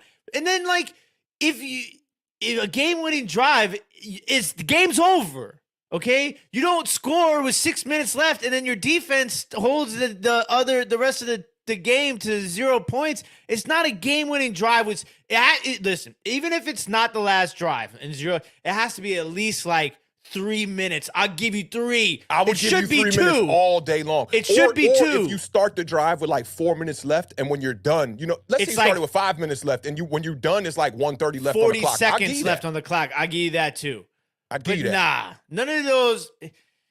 And I think you have to. It's a team thing. It's a team. I mean, listen. I hate to break it to you, buddy. Okay. This is like the same way I approach things with Taylor Heineke, and there's no G in the stat book, in the box score for gamer. There's no H for heart. There is definitely no M's in the box score for momentum. It's just you can't. We're being too loose. This is this new society where we're giving out, ribbons for 6th place. Okay, let me tell you, this is not field day at Glen Haven Elementary School. I love me some field day too. I definitely love there's me some no field day. 6. This is what we're doing. We're giving 6th place ribbons. Those aren't game-winning drives. I wanted to keep that in the tuck, right, and maybe make a video describing it. But at this point, the Giants have lost so many games in a row here, or within this 6-game stretch. It's almost not important no more. But let's just be realistic. We're not winning these games strictly on the shoulders of the quarterback like a lot of people are trying to paint that narrative. I'm going to just keep it real with you. As I have for the past 2 years on this kid that I have had an assessment on him. He's an average quarterback. Yeah, and listen, I'm not going to say, and this is, I think, is something I've seen a lot of in Giants Twitter too, right? Is that just because I or Awthentik or anybody else sits here and says that, Daniel Jones isn't winning these games, doesn't mean that Daniel Jones is the reason why you're losing these games, in my opinion. Facts. I wholeheartedly think that, and this is not an excuse because, and I think sometimes people misread a reason for an excuse, right? Because all teams in the National Football League deal with injuries. That's part of the game. But just like you give a reason, okay, the Eagles ran for 234 yards against it was 234, right? If I'm not mistaken, against the New York Giants. That's a reason why the Giants lost this game.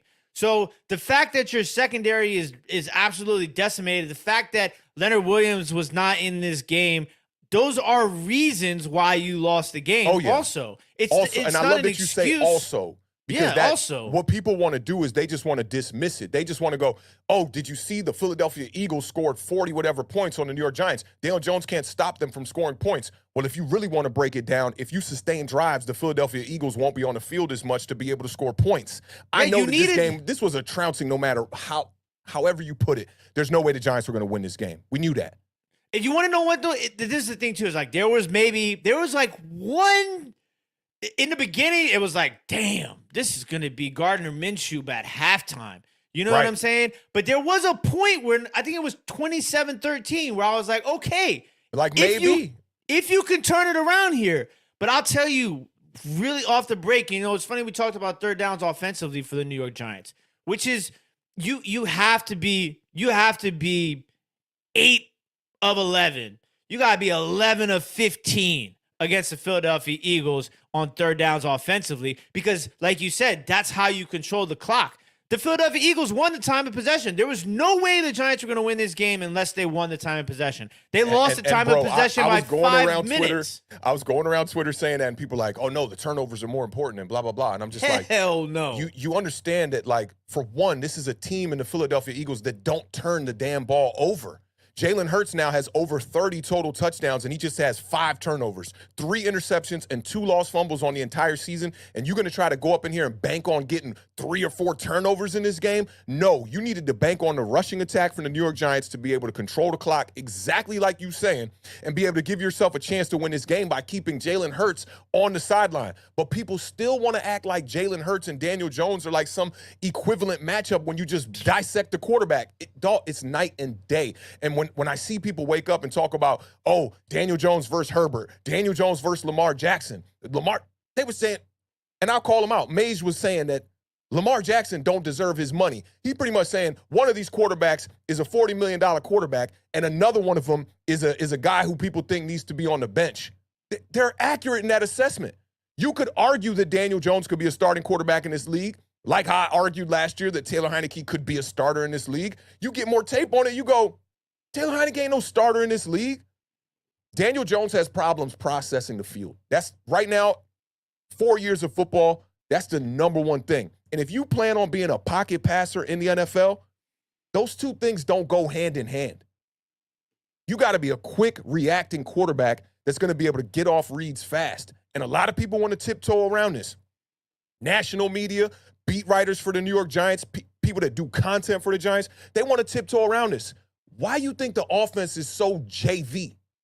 Why you think it's so simplified? That's why. When you got a quarterback that can't go boom, boom, boom, throw. You simplify it. It's why things worked for him in his rookie year. Look at the concepts that Pat Shurmur likes to run. The number one concept Pat Shurmur likes to run is the flood concept, 3 layers. You get a little short route in the outs.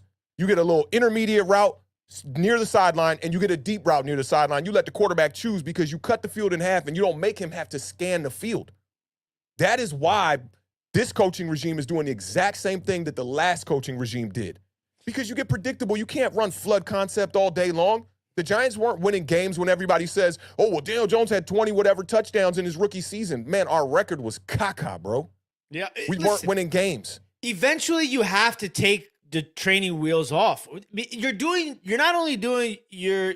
yourself a disservice because, I mean, obviously we're not there. We're not in practice. We're not in the film room. We're not in any of these places, right? But eventually you're going to have to figure out, like, can he do it? We can sit here and say he can't do it, right? Because he hasn't done it. But I mean, they're not necessarily putting him in the position to even try. I'm not going to go there because look, this is why they can't. That offensive line is not good. And that's why it's a team. Say it with me. He can't buy enough time. He can't buy enough time. That's a theme. And listen, the offensive line. And that ain't his fault. That one thing, that really ain't his fault. It's a limitation of his skill set. But Brian Dable said it in the press conference. It was sneaky how he said it. But he's like, when pretty much when an offensive line is getting beat like that up front, and you're Daniel Jones can't do nothing. If you put back a quarterback back there like Justin Herbert, who, shout out to Stan, has been sharing a bunch of stats with me about how much pressure he is seeing under 2.5 seconds in the pocket, or you put a quarterback back there like Lamar Jackson, look how many times Daniel Jones has been sacked on the season. He's been sacked the second most in the NFL, 41 times on the season. He's somewhere down towards the bottom half of the league as far as attempts go.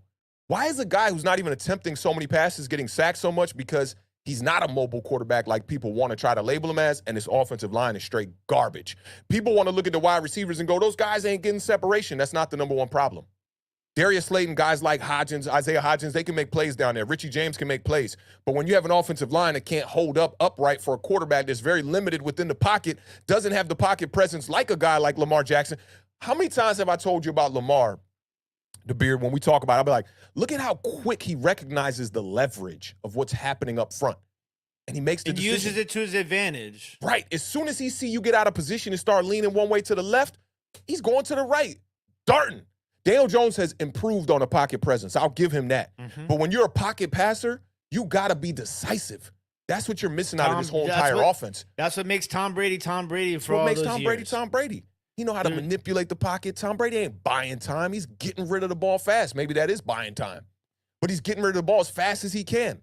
Sidestepping, using leverage, using angles. Patrick Mahomes, bro, this is going to sound a little crazy to some of y'all. Tom Brady and Patrick Mahomes, the athletic, gifted abilities are not that different. Patrick Mahomes, when you see him running out there, dude is slow.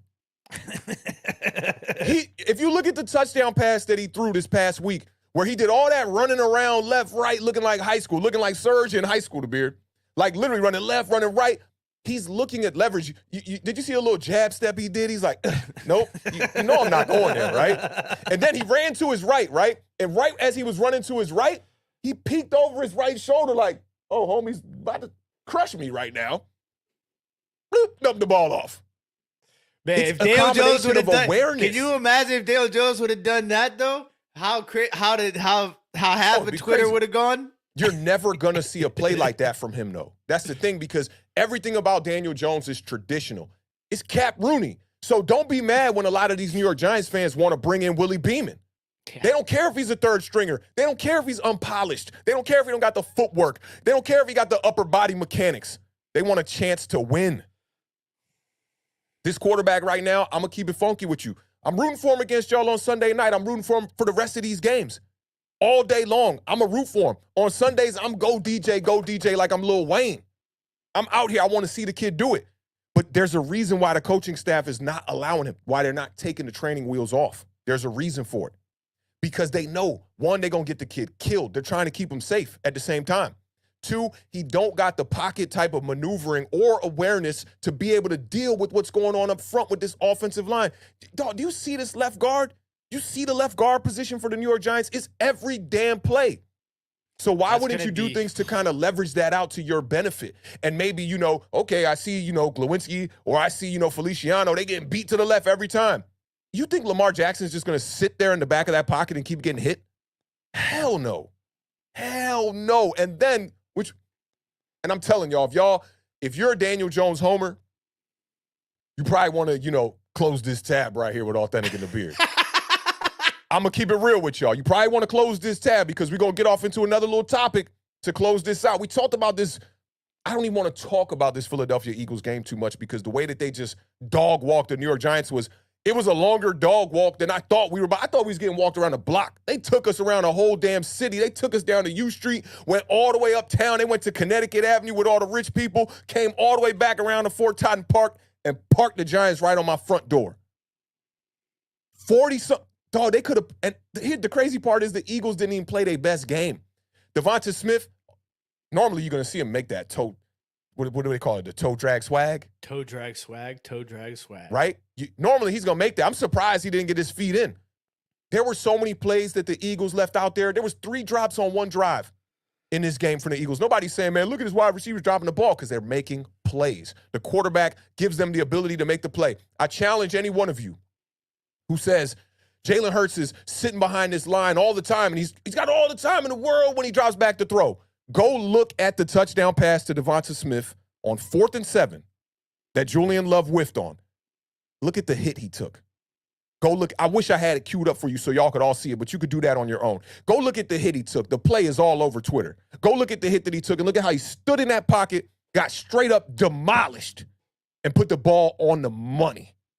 People got to stop sleeping on Jalen Hurts. And then today, we wake up, and this is what the NY Post posts today. 1 for the money. The Giants should give Daniel Jones a deal for 2023 to prove himself. A 1-year deal, I'm assuming. Definitely not thinking a 1-year deal. That's not what I'm hearing. That's not what I'm hearing. I mean, well, all right, before we talk about 1 for the money, we got to give a couple of shout-outs, 1 for the money. Up first, Sebastian for the 1 for the money 99 super chat says, DJ is almost robotic at this point. So predictable. The coaching staff is strapped, bro. Last year's coaching staff, strapped, bro. You get a one-on-one with Kenny Galladay, you don't even look at that man. Giants trying to run double moves, down, out, and up with Darius Slayton. Shout out to Nick Foletto. He was breaking this play down. Man, that Evan Neal on that right tackle straight up crumbled. Daniel Jones got no time to throw the ball. Something got to give here. Didn't we just draft 2 guards and spent money or spent draft capital on a first-round right tackle? Are we just going to keep, hey, man, nah, you not good enough. You not good enough. You not good enough. We'll get another one of you. Oh, it's the wide receivers, bro. It's the wide receivers, man. You got hurt. We'll bring in this other guy. He ain't good enough. Oh, we'll pay that guy $72 million to not even get the ball thrown his way. Bro, I don't care what's going on. If I gave you $72 million to come in here and catch passes, and I know that Brian Dable and Joe Shane didn't do it, but he's paid on the books for it, dog, I'm throwing you the ball at least 10 times a game. I don't give a damn if you're not open. I don't care what's going on. I'm throwing you the ball 10 times a game. I'm going to find a way to get you the ball. You know, this is the thing, too, is that, like, it's that early record, I think, masked a lot of issues. All of that. Remember, I was on record saying Daniel Jones could crack the top 10 quarterback play right now. Joe Burrow wasn't playing well. Dak Prescott was hurt. You had a lot of Aaron Rodgers struggling. I'm like, man, when you count them on your hands, it's really like Daniel Jones probably like 11. The league starts to catch up. Everybody start balling out. It's like, what the hell was I thinking? But I'm week to week, y'all. I try to keep it realistic. At that point in time, it made sense. There's no doubt about it. You know, I was there watching, listening when we were going through the quarterback list, and in my head, I said, you know, there's a valid point here that he's hovering around that 10 mark. Big shout out to Lax for the $4.99 super chat. Says, I think the Giants have done a disservice to Jones. I'd like to see him in a team with less issues. I think he will find some success elsewhere. Listen, in my opinion, like I understand what this is like, right? For being with Washington all these years, you know, there's been times where we thought we had a quarterback, but you know there was all these issues around him, and then it was like you fix all those issues around him, and then you don't have the quarterback. Okay, so like it goes just like having a unicorn quarterback. Having a team with less issues or any issues, no issues, is going to be a unicorn team. Every team is going to come across some sort of issues, whether it's injuries, whether it's bad play from the offensive line, whether it's an offensive coordinator that sucks balls like, you know, Scott Turner. You know, there's issues on every team. The great quarterbacks, the difference making is that they can succeed given any sort of circumstances to a certain level. Or not an ideal circumstance. Not an ideal circumstance. Everyone wants to compare this to, they're like, oh, look at this. Now they're saying San Francisco 49ers have built their team so perfect. That's what the New York Giants need to do, because you can take an average quarterback and just place him in there and he'll still look good. That's what y'all want? There's no way that we can have this thinking. Everybody's saying, build the team first. But you don't want to bring in a rookie quarterback into this situation, right? Are we kidding, man? Are we kidding ourselves? Do you remember what RG3 did to the Washington football team at that time, formerly known as the Washington Redskins? Do you remember how the city was on fire? Yeah. That's why, to me, like, I'll never understand the RG3 hate. Like, the dude literally that was an explosion onto the scene. And he did not have an ideal situation. Not at all. I mean, not at all. I mean, he had some good pieces there. That offensive line was a little sketchy at times, and but like that was a lot of that was luck too. Alfred Morris, that was a steal in the draft. Big He had a steal. fantastic He was like year. a 6th rounder or something, right? Alfred Morris. Yeah, and so like it just kind of happened. Like this is the NFL. This is why there's a far and few between the dynasties in these teams, like the Patriots, right? Even the Chiefs. How many Super Bowls have the Chiefs won during this run?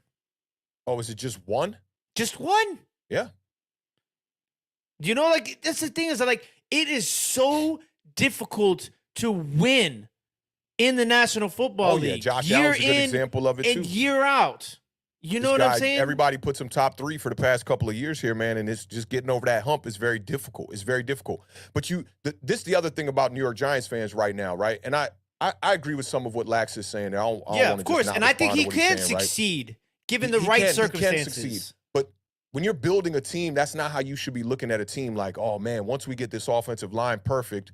Which even when it's perfect, you see it with Jalen Hurts. He's dealing with probably the best offensive line in the entire NFL. And I'm telling y'all to go look at that throw to Devonta Smith. He straight up got crushed on that.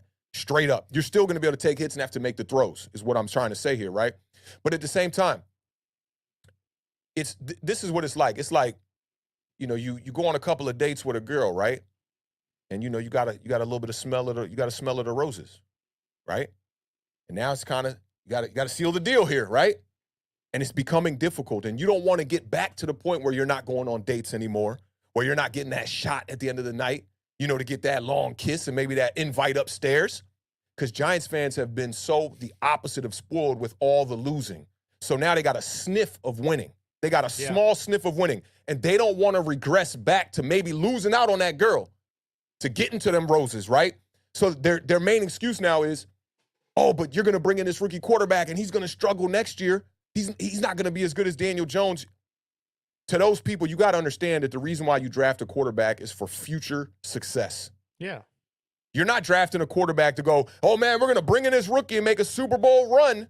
Look, I mean, you could look at the Cincinnati Bengals who had the most ideal situation. They were 2-14 or something like that before they drafted Joe Burrow. They bring in Joe Burrow. He blew out his knee the first year, and then finally in the second year, he gets a trip to the Super Bowl with the worst offensive line in the world, and they took a risk by not drafting offensive line in the first round, and they went Jamar Chase, and they got a trip to the Super Bowl. It's the most ideal way a rookie could come into the league. And you're talking about a guy who has arguably the best season a college quarterback may have ever had on that type of level of play. We cannot expect this rookie to come in here and be like, can you just get us back to 8 to 7 wins like Daniel Jones was? If y'all want to settle for an 8-win team, a 9-win team, and that's all good for y'all, that's cool. I'm never here to try to change nobody's opinion, but I'm only here to keep it realistic about mine. And mine is, this quarterback limits what you can do offensively. That's just what it is. He's an average quarterback. He does some things pretty good here. But the main thing I've been scratching my head about the whole time Daniel Jones has been here with the last 2 regimes is, if he's such a good pocket passer like Mage was telling me today on Twitter, he said all you got to do is just look at how Daniel Jones throws the ball in 1 second to tell you he's a better thrower of the football than Lamar Jackson. If that's the case, why aren't we pocket passing with this great pocket passer we have? We're going to just default and go, well, the offensive line. Well, man, go double tight or something, man. Yeah. Do whatever you got to do to keep the kid upright to be able to throw the ball down the field if he's such a great passer. Because with my eyes, I don't see a great passer. I see a decent quarterback. I don't see a great passer. When I look at Justin Herbert in that primetime game, what was that, on Sunday night against the Miami Dolphins, right? Yeah. I saw a great passer. Yeah. You see the throw where he rolled out to the right and then launched it back to his left to Mike Williams over the left shoulder. He put it on the outside shoulder while rolling right. You see the little out route to Keenan Allen? I always keep talking about this one. Keenan Allen caught the pass and looked back at Herbert and said, and they both pointed at each other. Yo, you are him. Yeah, because he put it right where you need it. That is precision at its best. That is accuracy. That's accuracy. And the thing is, I mean, I'm not a Daniel Jones hater and I'm not a Daniel Jones stan. I'm very neutral, and there's been times where I've told Authentic I'd rather have Daniel Jones than Taylor Heineke. Yep. You know what I'm saying? And the thing is that sometimes it just don't work. And eventually you have to look at the bigger picture. You talked about, the rookie quarterbacks, not necessarily for now, it's for the future, right? Sometimes you got to look at the bigger picture. And the bigger picture is this is not working. We have to try something different. That doesn't mean that Daniel Jones can't go on. There's been plenty of quarterbacks that have moved on to other teams and have succeeded. Okay? Alex Smith, San Francisco 49ers to the Kansas City Chiefs. Okay? Ryan Tannehill from the Miami Dolphins to the Tennessee Titans. It's very, very possible. There's also guys that are just not going to cut it. Mitch Trubisky from Chicago Bears. He goes to back up Josh Allen. Oh, he could probably be a guy again. We'll send had a good Pittsburgh. winning record when he was in Chicago. Yeah. I'm one of those people. Went to Pittsburgh. I mean, God, he had to up. play in this game this weekend. God, it was awful. He threw like 5 interceptions in a quarter and a half. He looks terrible. Daniel Jones has the tools, I think. It's, to me, my personal opinion is it's in between his ears. Facts. It's in between his ears. And I think that, sometimes it's just a new situation, a new breed, like just clearing everything out. There are a lot of quarterbacks in the NFL, and I don't know how many of you know this. There's a lot of quarterbacks in the NFL that have gone to see therapists, and it has improved them on their play on the field. Man, the way I'm ranting on this, I need to go see a therapist because of Daniel Jones, because it's frustrating, bro. It's extremely frustrating that, and I think the fan base inflates it for me because of some of the clinging and the cape wearing that I see going on around the internet. He's an average quarterback. Why are we clinging on to him? These are the same fans that were saying Jalen Hurts was garbage last year. I still got to argue with people that say, yo, Jalen Hurts was horrible last year. I'm like, y'all the same people that picked him to be at the bottom of the division with the Eagles. They ended up winning 9 games, going to the playoffs, number 1 rusher on the number 1 rushing team in the NFL. Counted for 26 total touchdowns. But we're sitting here clinging onto a quarterback that can't breach like 15 touchdowns in 3 seasons. I understand the people that they call the Daniel Jones haters. I don't understand the stands. I don't understand it. It just feels like to me, like, could you imagine if this was Geno Smith? Let's just say Geno Smith took over after Eli, right? And you went into 2019, and the dude was like, yeah, had a decent season, turned the ball over a lot. And then for 3 straight seasons, he couldn't throw for 15 touchdowns. The dude would have been gone, bro. He'd have been gone. They're trying to right their wrongs that they did around this kid. Sometimes you got to just go snip. It's done. It just didn't, like I said, it just didn't work. And listen, Laxo Fo with the $4.99 super chat. Because I think Jones' situation is similar to Alex Smith. 3 head coaches in 4 years, multiple offensive coordinators in 4 years. I think the Giants haven't helped him. Yes, very true. But he also hasn't helped himself. It's a two-way street. That's the thing, is that that's why what drives me crazy with the Giants fans is that it's okay for your quarterback to be average and it just not work. It's okay. He doesn't have to be the second coming of Christ, and he doesn't have to be Satan himself. You know what I'm saying? There's an in between. Eli Manning was Christ. Straight up. It's just difficult for me to understand because, maybe not, because the same thing with Heineke. I know that Heineke is Heineke. Heineke is a quarterback with limitations. And it's a bit more obvious with him too, because the physical limitations are very apparent with Taylor Heineke. Yes. And he's a bit older. Daniel Jones is still 25 years old, so people are looking at it like, you got to give him another shot. If we give Daniel Jones another shot, to get back to that article, this will be 3 years in a row. And that's what I think, because of the title, I think that that's what makes me feel like that. So can you bring it up really quick one more time? I just want to look at that he deserved another shot, which was this one. Okay, so if you look up at the top, it says Giants should give Jones deal for 23. So I'm assuming that, and then 1 for the money, the title. Based on the title and the subtitle, it's insinuating they should give him a 1-year deal to show what he's got. I mean, I wouldn't be mad. I wouldn't be mad at that, because think about it like this.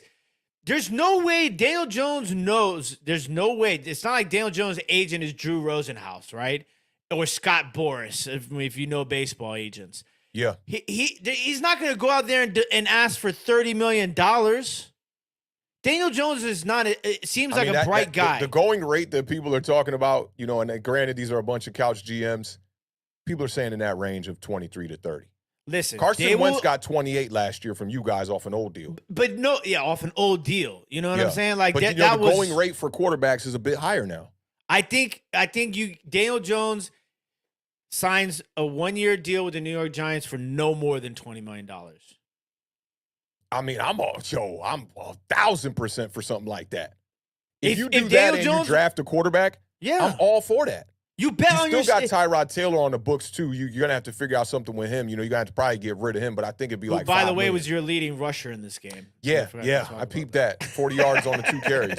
And Tyrod, him fumbling helps people's cases that want to support Daniel Jones.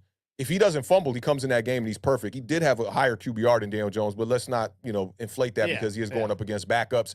And with the fumble, I think we shouldn't inflate that as well because he had a backup left tackle in the game when it happened. Yeah, it's.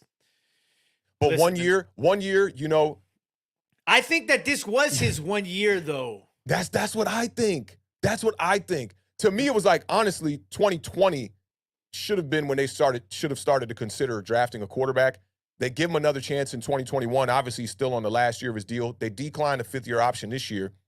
To me, are you going to bring back Saquon? If you do, Saquon doesn't deserve a contract either in my eyes at this point. I think you tag Saquon Barkley, bring him back on the tag, keep the value high, draft a quarterback. I'm not mad at seeing Daniel Jones come back at a deal like what you're saying, but dog, that's like taking a Jameis Winston deal. I think that there'll be more. What else is he going to get? I think there'll be more teams willing to pay him a little bit more money. Then he's gone. But the Giants can't offer him $30 million. There's no way in hell that the Giants give Daniel Jones any sort of long-term deal, A. B, anywhere close. I will give you a max offer of $25 million. Not even guaranteed. We're talking $25 million, not even guaranteed. Incentive-based. They'll give him a 1 year, $25 million contract, $14 million guaranteed, the rest in incentives. And a lot of those incentives will be high and be win-based, a la Taylor Heineke. That's my thought. And I don't think there's anything wrong with that. As long as you're drafting a Taylor quarterback. a little deal. What y'all gave him like 2 years, $10 million or something, right? Yeah, a little bit. But his incentives were insane, and he's killing it. He's killing it. He's making I think $250,000 every win. Whew. And a lot of people still saying that winning is not a quarterback stat. They paying him for wins? Is that what they're really doing? They pay. He gets paid a bonus for every win. Taylor Heineke in the bag right now. And yeah, I wouldn't have brought this up, to be honest, if I didn't see the comment from Steven Arce about, the 5-game winning drives. And also, I did want to bring a little bit of attention to this article that came out today because, hey, if they're talking about it, I feel like we should talk about it. I don't like to shy away from the conversations that people don't like to have. I like to have – the Beard knows. If something going on, I'm going to bring it up. I'm going to talk about it. I'm not one of these people that's just going to, duck it all throughout the end of the season and not talk about it. And yet, Giants were winning some games just five weeks ago, and I'm sitting here saying, Daniel Jones is playing some decent football. Just a week ago. It was all good just a week ago. But you got to put things in perspective. And the reason why I stayed very calm throughout the first 2 months of the season, let's call it, and I got to shout the homie out one time, Mr. Glass Half Full from NY Revival. We had a conversation on Twitter in August, and he was saying, look, I'm going to give it till about the end of October. We'll see how this offense is moving. By then, it should open up. It hasn't opened up. You had a great run on the back of Saquon Barkley, and we still couldn't find a way to open up the pass attack. It makes no sense.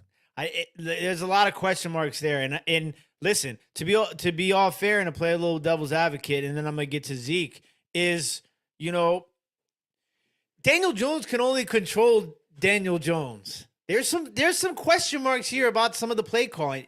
He's not calling the plays, but like you said, the coaching staff, if they saw something, then why would they not call the plays to open it up. So it's give and that take. line, man. It's that line. And that's how it is with us. That can, because when you look at Joe Burrow, yeah, he was getting sacked 52 times, but he had the weapons on the outside, and he could buy time. There we go. That's why Carson Wentz isn't the quarterback right now for Washington. Even beyond buying time, you're 100% right about that about Carson Wentz. That guy cannot buy time. That's his number one problem, because if he could buy time, he would be the starter in Washington right now. But the other thing with Joe Burrow is this. When he sees the one-on-one matchup, and I know he's got chemistry dating all the way back to LSU with Jamar Chase, if you look at how they ate last year, bro, it was literally like, it was nothing special. It wasn't separation. It was one-on-one matchups. If you look at how A.J. Brown is eating right now with the Philadelphia Eagles, it's nothing special. It's not like they're running these grand concepts or anything. It's Jalen Hurts at the line being very smart, a thing that a lot of people aren't giving Jalen Hurts credit for. Mm-hmm. Look at how many times you see Jalen Hurts go, oh, nah, running back, I'm going to need you over here. You do this, give you a quick signal. Hey, we going to you, bro. A.J. Brown is eating off the one-on-one matchups. Is what it is. How many times you see A.J. Brown just running a streak route? I pointed one out on Twitter the other day where it's like when Jalen Hurts let go of the ball, the DB is 2 yards in front of A.J. Brown. It's a one-on-one matchup. We don't have the luxury of doing that. We don't have a quarterback that can buy time to be able to make those throws down the field. And our offensive line is getting tossed around. It's a situational thing. And I don't want anybody to take from this that, oh, man, this is all about Daniel Jones is garbage. You bring in a new quarterback, man, he's going to be great. This is just about an average quarterback being in a below average situation. It's hard for him to climb out of it. It is. And like I said, like, I think that's the blurred line for a lot of people. It's like you can't, it's so difficult for people to be like logically open-minded to the situation without having to choose a side.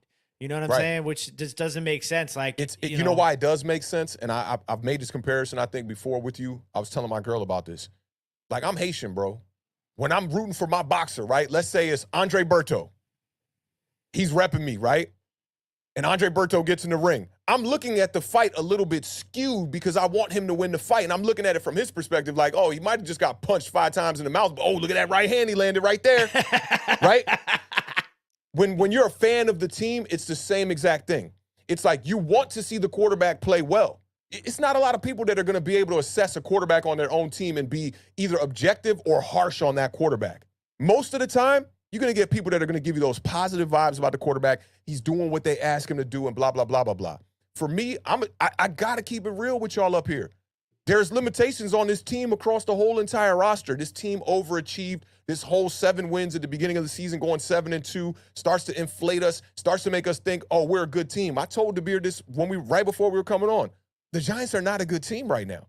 Does that mean I don't want to see them in the playoffs? Absolutely not. I know a lot of people are saying that. They're like, yo, why you want to see his team in the playoffs? I want to see his team get the experience. Yeah. Whether they get beat in the playoffs, whatever it may be, so that when they come back next year, they can say, hey, you know, look at how last year went in the playoffs, man. We did this, that, and the third wrong. The Eagles were right there in that exact position last year. They got dog walked by the Tampa Bay Bucks in the playoffs, and it was all on Jalen Hurts. Everybody's like, you see? Look at him. He's not good. Just like they tried to use those same excuses for Patrick Mahomes in the Super Bowl. His offensive line, even Patrick Mahomes can't do it without an offensive line, but the big difference is they got there. Yeah. And that's, I think, the point that you just made up about the end of the season, the Philadelphia Eagles, and then making the moves. The Giants can literally put themselves in a very similar situation, and we'll Daniel Jones or not Daniel Jones, right? You make the playoffs in the last seed, you get that experience, right? And what does that do? It opens a door for people to want to come to New York also. Facts. Because people want to come to a team that's on that brink that they can be a game changer for. Hey, AJ Brown, come to Philadelphia. We're gonna trade for you. We're gonna trade for AJ Brown. He's gonna come in here. We're gonna sign all these free agents. Bradbury, Gardner Johnson. You know what I'm saying? Like, we already got Miles Sanders, and they were adding pieces throughout the year. It's easier. It's easy. You know what I'm saying? So, like, for me, like, and when was the last time the Giants made the playoffs? 2016. Well, you're a fan of your team, and hell yeah, you want to go to the playoffs. Yeah, I want to see him in the playoffs. A lot of other people don't want to see him in the playoffs, and I got no beef with that. If you don't want to see him in the playoffs, you want a higher draft pick, whatever it is, whatever it may be. But for me, this is the number one thing, the number one takeaway from this, right? the speed of the playoff atmosphere is a It's totally whole different beast. ball game. Now, we know the Giants are in some games here against the Washington Commanders being one of them, right? Which was supposed to be a playoff-like atmosphere game. You think it was playoff atmosphere during the tie? I do, yeah. I don't think it was. The speed didn't change. It was the same play. I will give you that, but I think, the more I think about it, when you ask the question, right, it's easy for me to say that just because it was so back and forth. It was a close game, Think that about sort the of crowd. vibe. Think about everything. Yeah, Think about how but the when announcers you bring were up reacting. The yeah, speed. it changes. It changes That was a my regular season instant game, man. opinion. But Sunday night might be a little bit more stakes. We'll see.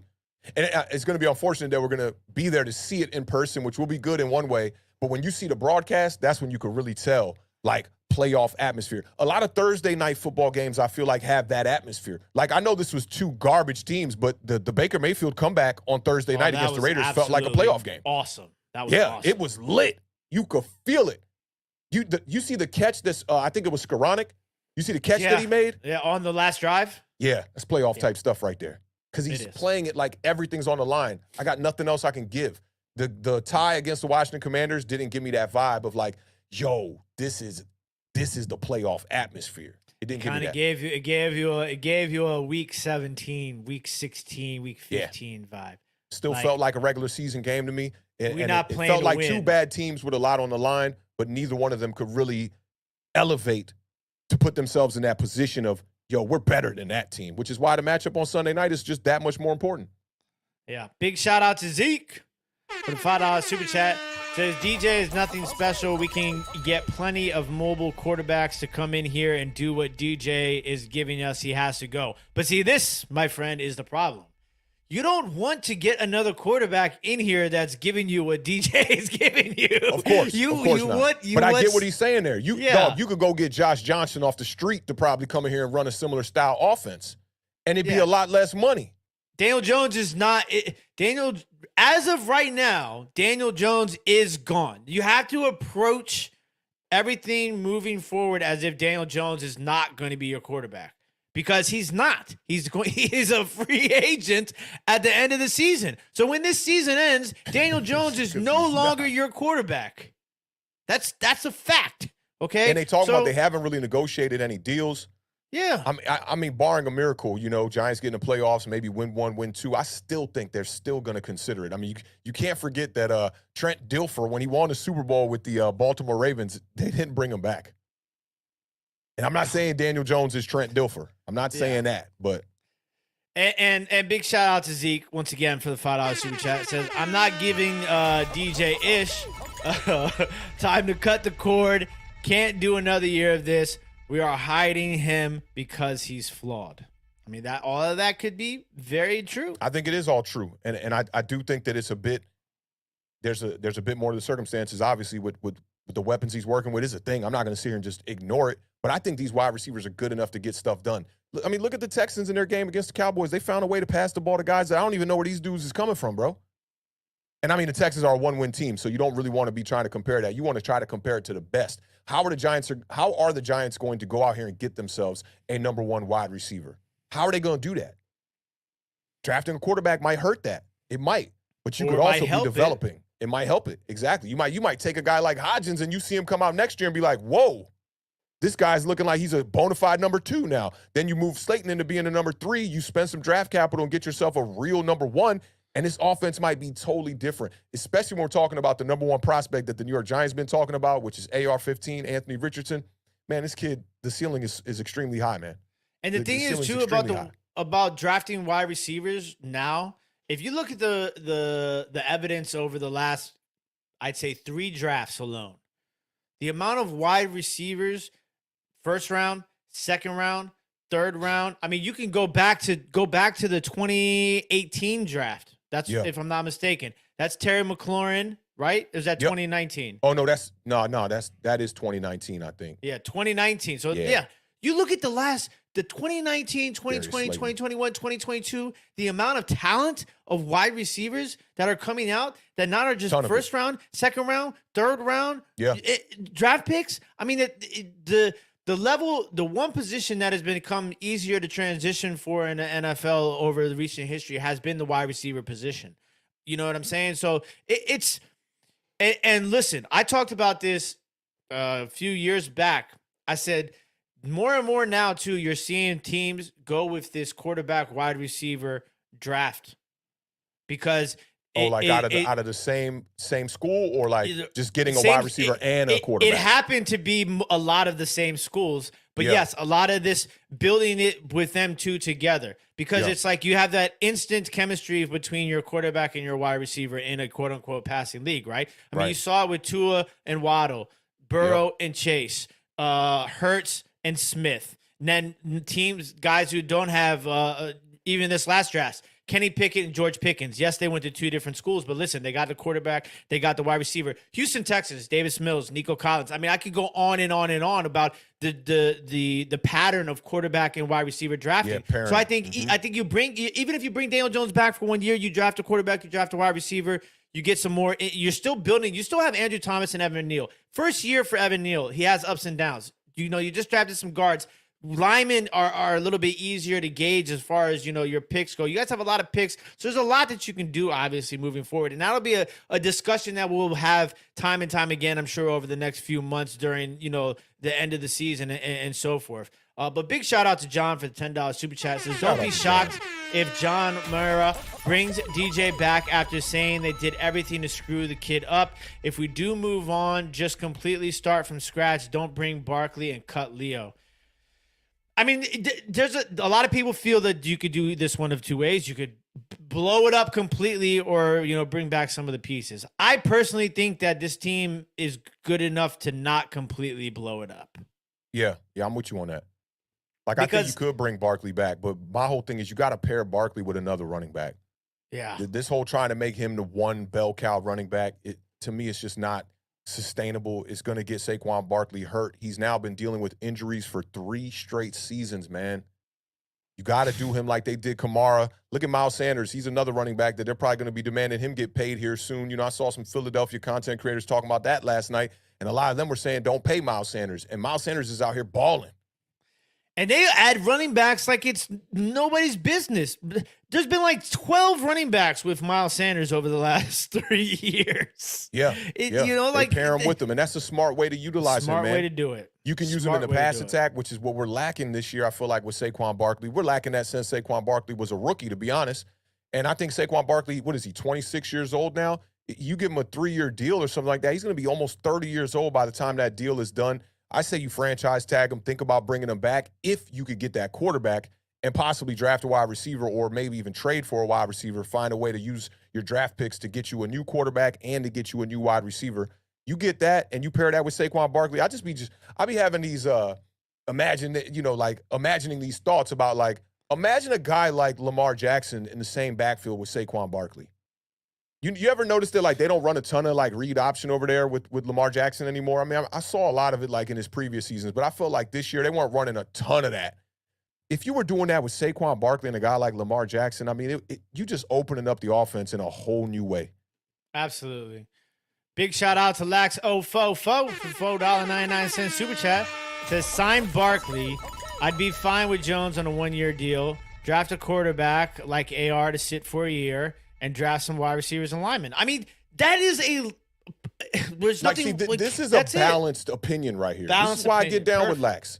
It's very balanced. This is a very balanced opinion. It's like, okay, you can bring back the quarterback. You draft a quarterback. You sit him for maybe a year, maybe not even the whole year. If you struggle in 6-7 games, or maybe 2. You know, possibly. But you got to think about that rookie window. So I'm not for the whole 2 thing. By second year, you better have that rookie in there ready to go. Otherwise, you're failing him as a coaching staff, and that's going to be on you. But 1 year, half a year, something like that, you bring him in. Josh Allen wasn't a day one starter. We were talking about this in the spaces the other day. They had Nathan Peterman at quarterback, and I think it was like Derek Anderson or somebody else out there. Like, dog, you can start the year with another quarterback and then find a way to move on. The Saints did it with Jameis Winston, even though it happened with injury. They moved on to another old quarterback. I think these are some of the things that are harpering the Tennessee Titans and harpering teams like the Minnesota Vikings. You got all this young talent out there. But you got an old quarterback who just sits back in the pocket, and when you get pressure to him, he's limited. It's the reason why the Cowboys were able to go in there and beat them by 40. You think with a mobile quarterback, they're going to get beat by 40 like that? Hell no. They probably lose the game, but they're not going to lose it 40-3 or whatever it was. Yeah, and this is the thing, though, Stan, is that we can't assume that that's $40 million going to the quarterback. It's no way. It's because no way. You have to think about it like this. Rookie quarterbacks aren't getting paid what they used to. And the Giants' pick is going to be what? The Giants' pick is going to be pretty late. It'll probably be somewhere between like 15 and 18 or 15 and 20, depending on what happens. Exactly. Here. But first rounders, you got to think about Daniel Jones' deal. If you're a top 10 pick, you're talking $20 million right there. Yeah, but you're not going to, this isn't a top 10 pick though. It depends. If the Giants want to get their guy, you think they're going to sit back and wait for him to fall to number 20? They got draft picks. They have 11 picks to be able to trade up and get a guy. So it really all depends. It's hypothetical at this point, you know. But it's very if you trade up and you get a guy in the top 10, you're paying him $20 million. And then let's say you bring back Daniel Jones on that $20 million. Stan got a point right there. You're talking $40 million. 15 mil. But yeah, there's ways to build a team. Yeah, listen, these guys nowadays, man, they moving money around like it's the Ozarks. Okay, they're gonna be all right with the cap room. The Giants got cap space for sure, but you got to be smart too, though. You don't want to put yourself into a position again where you're struggling with cap space and 40 on quarterback when you don't know who the guy. It's interesting. It's definitely interesting. I'm not going to approach it like that. Somebody said this earlier in the chat. I can't remember who it was, but they were just talking about like, why would you pay him when you could just bring in a guy to do the exact same stuff, right? For way cheaper. If you're going to do that, just keep Tyrod Taylor on the books at $5 million and draft your quarterback. If you're going to do that. To me, don't reach to bring Daniel Jones back. Exactly. That's why I said that offer has to be or in the range that I was saying. You give him that 20 mil, but not guaranteed. Maybe you give him the 14 million guaranteed. You know what I'm saying? A max. But I don't see. Obviously we have to see how the market plays out. But I don't see anybody offering Daniel Jones a better situation financially. Oh, I want to respond to the one no Mets, no Nets, no Jets was saying there too. I was just kind of waiting for you to finish your thought. And if you don't see it, I still got it kind of memorized. I got it. Just think about other quarterbacks around the league that strike you as average. No Mets, no Nets, no Jets, right? When you look at Davis Mills and the Houston Texans, do you look at it like he's not a problem? Just because he's playing average football? Because for me, I look at it like Davis Mills is a part of the problem with the Houston Texans. It's why they're going to draft a quarterback with the number 1 pick this year. I'm not saying he's the whole problem over there. He actually had a decent game this past game. I forget what the stats were, but it was all right. You know what I'm saying? It was all right against the Cowboys. But at the end of the day, when you have mediocre play from the most important position, you are a problem. When you are strapping these coaching staffs to force themselves to call a game plan that we know Brian Daboll would not be calling in Buffalo, and we know Mike Kafka would not be calling in Kansas City, it don't strike you as, why are they running the ball so damn much? They're doing that because Saquon is the weapon. He's the best player on the team. Justin Penix said it. He was like, this Giants team is built around Saquon Barkley, but it's not built around the run. It's a major bar. Because when you remove Saquon Barkley and his skill set, the running game or the rushing attack for the New York Giants is no good. And you don't have a quarterback that you can rely on to be able to do these things that they were doing early on in the season, which is why I thought Daniel Jones was playing some pretty decent football early on in the year because Saquon Barkley was playing really well too. And off of that, you were getting those boots. You were getting some read option. You were getting some RPO. And Daniel was succeeding in that to an extent, but you could still go back to like week 4, week 5 Giant overreaction. I said it on that when I said one of the overreactions was, is this offensive style of play sustainable? I didn't take the push on that. We knew it wasn't sustainable. We knew it. There's no way you're going to be giving Saquon Barkley. He had like 34 carries in one of those games. You cannot keep running this running back into the ground and then expect teams late in December to not have tape on your quarterback and know, man, here come that play action, bro. Here come that stupid boot with that little dump out to Daniel Bellinger. Here it comes. That's why it's not working no more.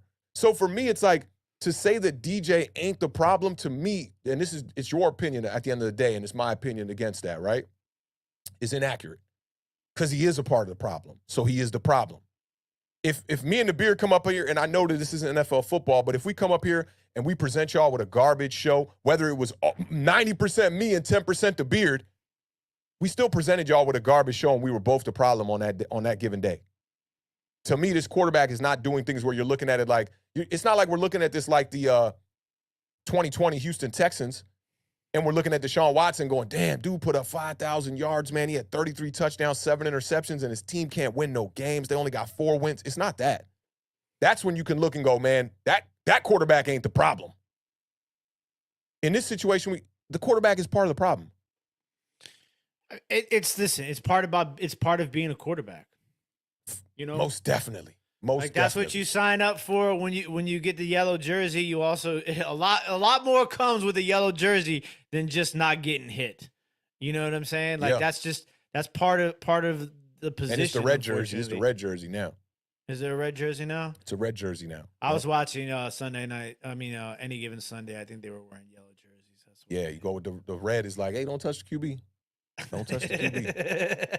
But in this case, it's tough. A lot of them are problems on this team. Up front, there's a ton of problems.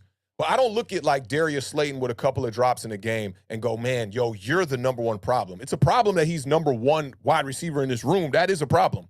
But I don't look at his play on the field and go, man, you're like attributing to what is considered to be the problem. He has some drops here and there. It happens. We talked about drops. Lamar Jackson's dealing with the highest drop rate in the entire NFL. Ryan Tannehill at number 2.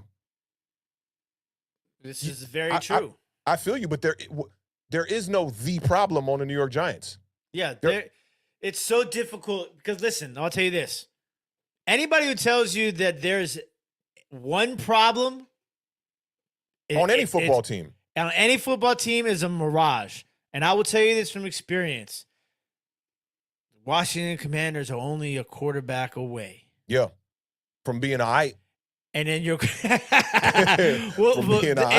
from being a contender. You get that one quarterback, right? Carson Wentz. Offensive line gets hurt, injury. Now, that one piece away, that one problem has turned into a problem again because of another problem. It can never just be the problem. If anybody who's a New York Giants fan tells you that if you swap Daniel Jones with any other quarterback and everything is solved, that's false in my book. I don't care if you put Patrick Mahomes on the New York Giants. There's still going to be problems. Will they be a better football team? Absolutely, because Patrick Mahomes has problems is the best quarterback in the NFL, but there's still going to be problems.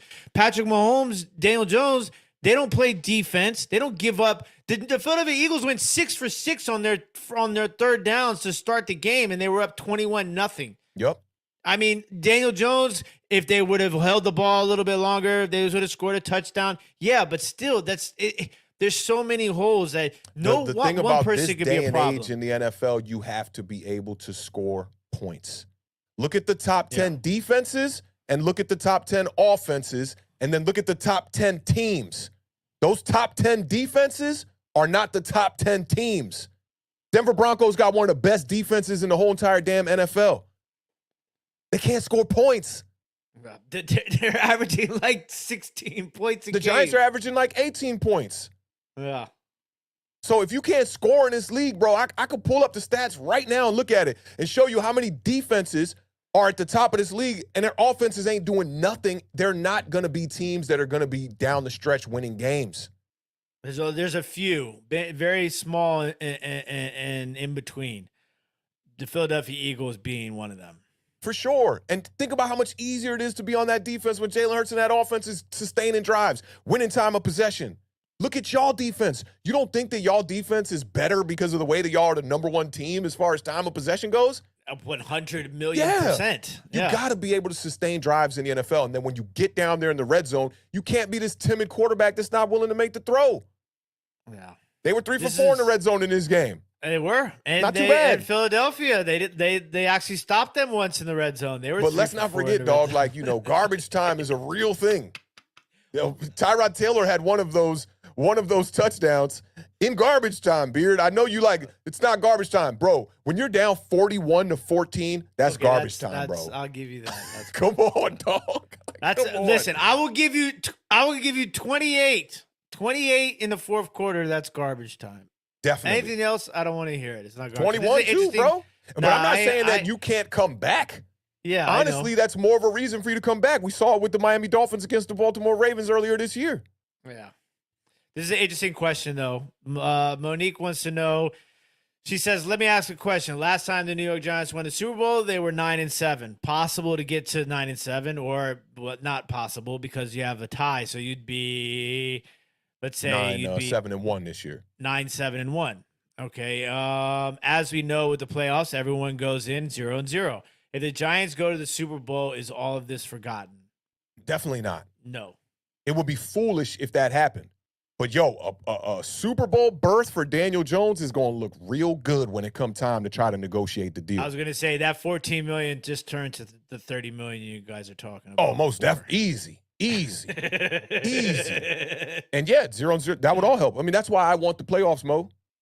That's why I want the playoffs, because you never know what can happen.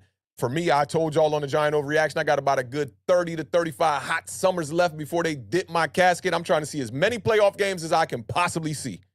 I don't care if you got the Beard out there quarterback. I don't care. For me, I want to get to the playoffs. That's me. That's just my opinion. And, you're right. Everybody's going to be 0-0, 100%. There you go. I still don't know what that left hand up shit mean, Benny. I still don't know what it means, man.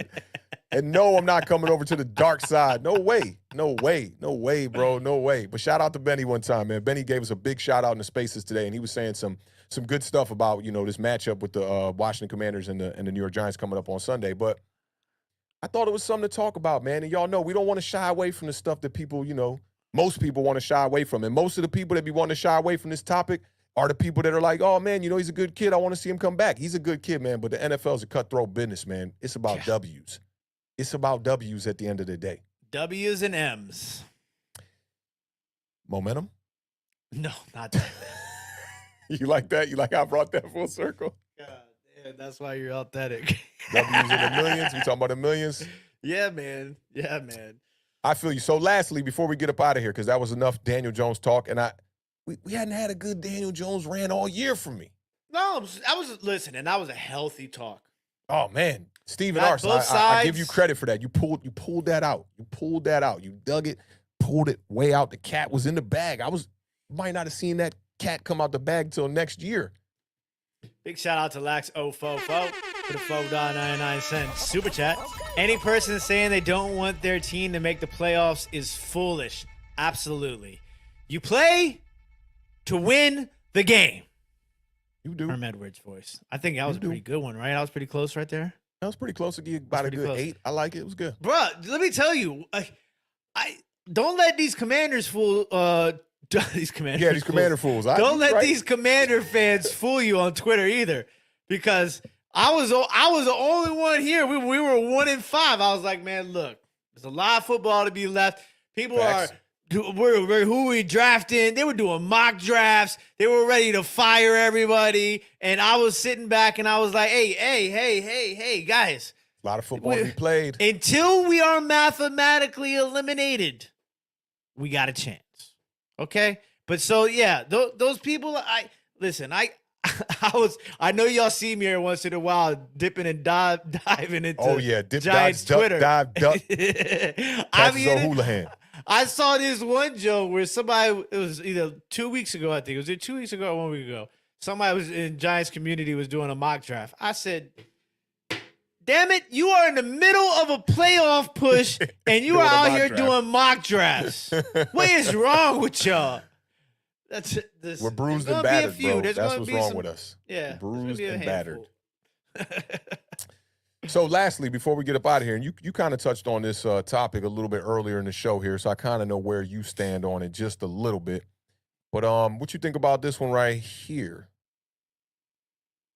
Will all 4 teams from the NFC East still make the playoffs?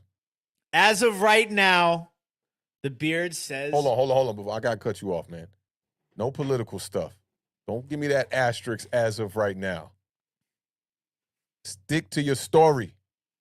Well, I haven't looked deep into y'all's schedule. I've just been kind of, Colts, Vikings. Y'all, It's y'all, Vikings, Colts, Eagles.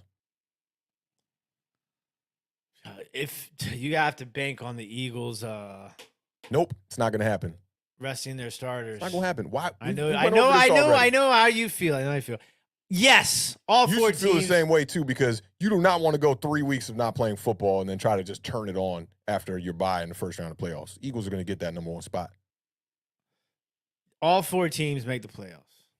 All 4 make the playoffs. I think that we are just slightly ahead of the pack to the point where we'll make the playoffs, because I think that the Seattle Seahawks are going to be the odd team out. The only team that can catch up to us is going to be Detroit, but I think they're going to lose one of their games. I think they have 1 or 2 tough games left. I think they have the easiest schedule out of everybody else, but because they're already 2 games behind us, I believe, I think that one they have to win out. 1.5. Because the Lions now have 6 wins. They're 6-7. The Seahawks are 7-6, and both of us are 7-5-1. Yeah, I think that Detroit would have to win out. I think even if we lose, Detroit has to win out. I think they have to play. They have to play one tough team that they'll lose to. They have to play the Vikings against still, the right? Giants. They won't have to. They do have to play the Vikings. They play the Vikings actually. They just played the Vikings, and they beat the Vikings this past week. So I think they play them again, though. I think they do. Because I think their divisional games were lined up a bit like ours. But here's the thing. There's a chance that the Giants don't win a game. It's a tough matchup going up against the Washington Commanders on Sunday night. I'm probably leaning towards the New York Giants a little bit here because I do think we can play y'all well. I like the matchup. With a banged-up Saquon Barkley, that's going to be really tough, though, right? And then when you look at the games against the Colts, the Vikings, and the Eagles, that could easily be 0-3 right there, right? You'd agree on that, right? Yeah. Now, with the Seattle Seahawks, they have a bit of a tough schedule as well. They got to still see the 49ers, I believe, the Kansas City Chiefs, and the Jets. Yeah. Seahawks so they could fall off a little bit too. With the Lions, if the Lions can get 3 more wins out of these 4, they really going to be in the mix, bro. Listen, I like the Lions. I think the Lions can go 0-4 in these next 4 games, and I think they can go 4-0. Yeah. Who they got? I think they play. They got the Jets. They got the Jets this week. Mm-hmm. Okay, they could lose that game, but the Jets, based on the Jets' defense.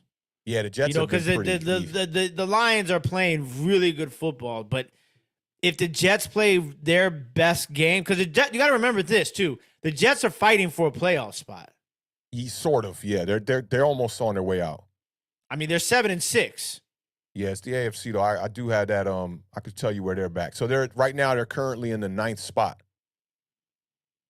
One they game would need back, a collapse from the Chargers and the Patriots to probably get in. Both the Chargers and the Patriots are 7-6. The Dolphins are sitting at 8-5. They got the 6th spot right now. No other real teams are going to press them. The Raiders and the Jaguars are the next closest teams at 5-8. Yeah, so they're fighting for a playoff spot. They're 7-6. Yeah, I don't see the Jets making it. Yeah, What's up with Mike White? Is Mike White going to play this week? I don't know. Especially if Mike White can't play this week and you got to go to Flacco again. Okay, we go to Panthers. Lions. Panthers just beat the Seahawks. Panthers are in the 11th spot right now at 5-8. They're playing tough. So that can go either way against the Lions. Lions Bears. We already know that can go. That's a division game that can go either way. Same thing with Lions Packers. You think Aaron Rodgers wants to lose to the Lions twice in 1 year? Hell of course not. No. To me, the Packers have the best chance of actually taking care of the Lions. That's the last game of the year, right, for them? Yeah. I think the Lions are going to win 2 of their next 3 at least. They are on fire on offense right now. They are. So They're what on happens fire. What happens if it comes down to the last game of the season? Cowboys, Commanders, Eagles, Giants, Packers, Lions. Yeah, you'll know, too, because both of us are going to be a half game either ahead or behind because of the tie. That's where I think things get a little dicey. I really think that I think that the Lions have a better shot at winning more games down the stretch here than the Giants do winning more games down the stretch here. The Colts game, people are looking at it like, People are looking at it like this in the Giants community. If we can beat y'all on Sunday night and beat the Colts, we're going to get in. That's what people think. See, this is the thing is that, like, I don't think you can look at that. Right now, at this point in the football season, you can win any game and you can lose any game. There's but no the Giants, gimmies. if we do beat y'all on Sunday, having that tiebreaker up against y'all is going to mean a lot. It will mean a lot, but I am of personal belief that you can, and this is like, I'm the only person it feels like that thinks this, that the Giants can lose to Washington and still make the playoffs. Yeah, you gotta get some wins though. Yeah, because the other thing too is that the Seahawks, they play. I want to say that they play the Panthers again. Is that what it is? Who? Two of these teams play each other. Oh, the Packers and the Lions are going to play each other. That's it. The Seahawks got the Jets, the Chiefs, and who's the last game? The Niners. And the Niners. Jets, Chiefs, Niners, and is there one more?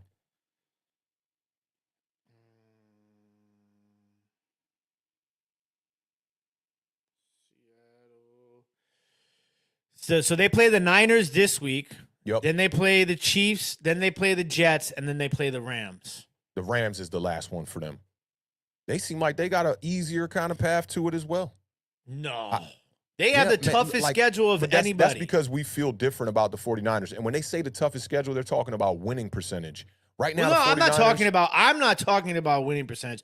I'm just saying that me personally, I think that they have the toughest opponents. I don't care about winning percentages. They should beat the Rams. They should beat the Rams, but they also should have beat the Carolina Panthers, and they did. We both picked the Carolina Panthers on Sunday, though, because the Carolina Panthers are playing hot right now. The Jets. I mean, who knows how the Rams will be playing with Baker? The Jets is a coin toss for me, and I'm not as high on the San Francisco 49ers right now with the situation at quarterback. There's tape on Brock Purdy now. He's a little bit sneaky. You know, the defense is fantastic. And Christian McCaffrey. McCaffrey's a beast. Mm-hmm. We know that.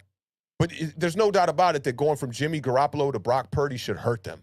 For sure. I'm right there with you. But to me, you don't have a better situation than to have a number one defense and Christian McCaffrey to mask a Brock Purdy. So how many wins do you think Seattle gets out of those next 4 games? One? One max. One max. The Rams is pretty much, you're just thinking that's the only team they'll beat is the Rams. If they could beat the Rams. So let's say best case scenario, we'll give them 2. I'd give them 2. Like if I just had to guess right now, I'd say they get 2 more wins, which will put them at what? 9-8 to end the year. The Giants have 7 wins right now, man. You don't beat Washington, you're completely screwed, bro. Because then you got to get a win that's going to be unexpected. Well, why? I mean, because let's say you give the Giants the Colts win, right? Now that only puts you at 8 wins. This is why I think that our path is a little bit tougher. We got to go up against Justin Jefferson, Vikings, bro. We got to go up against the Vikings and then the Eagles at the end of the year, who they're not resting the starters, man. That was a. I can understand why you would think you have to have that. Yeah, win. it's why I'm saying why I don't understand why you're saying that if we lose to y'all, we're still good. Because I think that everybody else is going to lose. That's why. I mean, I just asked you about the Seahawks. You said give them 2. Max, I'm just for hypotheticals. I personally think the Seahawks are going to lose all the rest of their games. Oh, wow. I ain't there with you, bro. The Rams? You think the Rams could beat the Seahawks? Yeah. With Baker? Okay. Yeah. You just struggled up against the Raiders, man.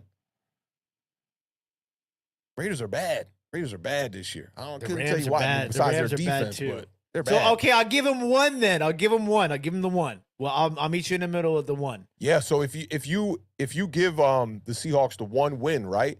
That means the Giants are going to have to, if they lose to y'all, beat the Colts. I don't see the Giants beating the Eagles or beating the Minnesota Vikings. I see them beating the Colts, though. I could possibly see it. I think it'll be a tough game. You've so been talking about the Colts defense all damn year. All of a sudden now when they play the Giants, you want to act like we should just walk over the Colts. If you guys, I didn't say walk over the Colts. I'm just saying. If you guys win 1 game and Seattle wins 1 game, you're in the playoffs. Yeah. Yep, and that's what we got to bank on. Listen, Stan, if there's one thing about me, okay, there's only 2 percentages that the Beard cares about, okay? Third down and red zone. All the other analytics if we and lose, it playoff drops to 11 though. and all the other playoff percentages, I put all that out the window. You should start to consider that, bro. Nah, man. So let's do this. Let's do this so we can close out this topic too. Let's do this. So you said 2 wins max for the Seahawks. You're leaning more towards 1. Yeah. Let's do this with the Giants now, minus the Washington game. How many wins you see max, and how many wins you see happening? 2 max, 1 happening. So the floor for us, you think, is the 1? Yeah. Okay. I kind of disagree with you. I think the Colts game is going to be a little bit more difficult than most Giants fans probably think it's going to be. I mean, every single game is going to be difficult. Them other going down two. the stretch. I'm almost at the point where I was before the Eagles game with them other 2.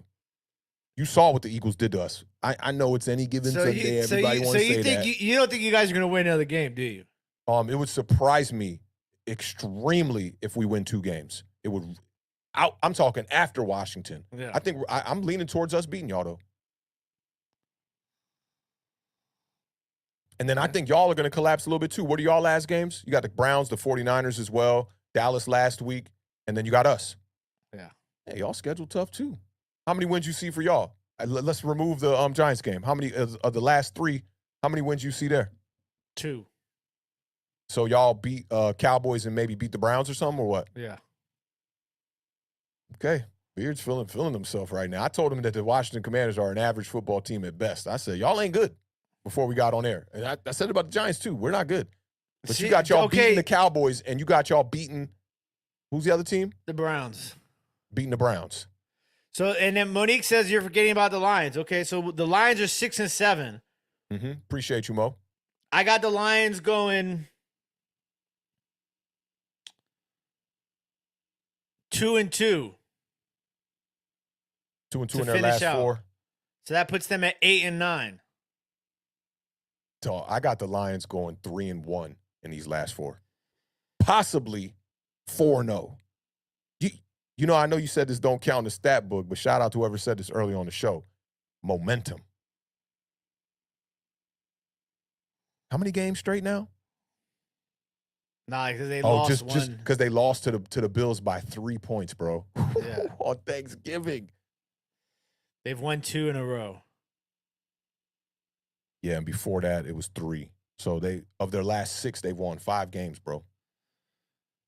The San Francisco 49ers are the hottest team in the NFC. How many wins in a row they got? They're the hottest team in the National Football League. They've won 6 games in a row. 6 in a row. Y'all close to that, too, because y'all was 6 out of 7 for a while there, now 6 out of 8. And the 49ers going to win that division.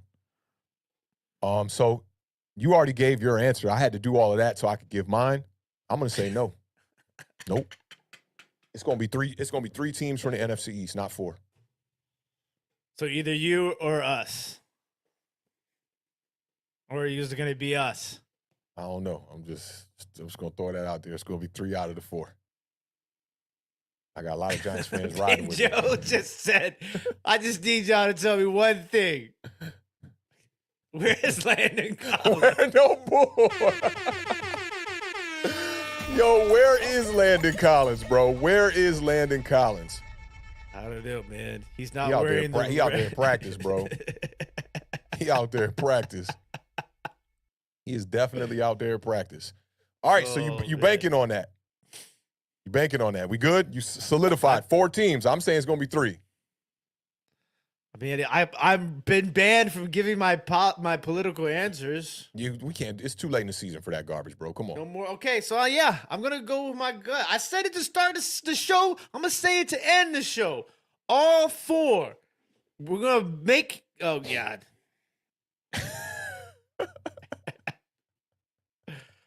Oh God. Oh man. I got a little excited. We lost the Beard. I might have to round this one out by myself. You know, that's just the universe. You know, it's telling you something. It's just like, Beard, why don't you just get realistic here? Just say it's going to be 3 teams. Hey, I saw the other camera for a second. Flip back. I thought I saw it. Nah, no options there. There you go. Hey. I thought I saw it. I saw it flicker one time. Y'all, you see the difference in the quality, man. Shout out to the camera department over here at Authentic and The Beard, because they know what they're doing. I got so excited. I started kicking and, wires and. Yeah, you was getting nervous. All 4 teams. Yeah, you was getting a little nervous over there. Give me the bomb one time. Guys said God. Let me give you this first. You got to give God saying cut the crap, says Guy. Literally, God, like, come on, Beard. What you doing over here, dog? I did not Spike give you life for you to be out here doing this. Spike don't care. And I wasn't even looking. I was like looking at the schedule for the Seahawks and all this stuff, and I just looked back and I'm like, oh, he's gone. Like, where'd he go? Beard had the intern sweating. No lie. I'm trying to see how many games in a row the Seahawks have lost this season, like the most L's they've took. There's 2 right there. They lost 2 in a row.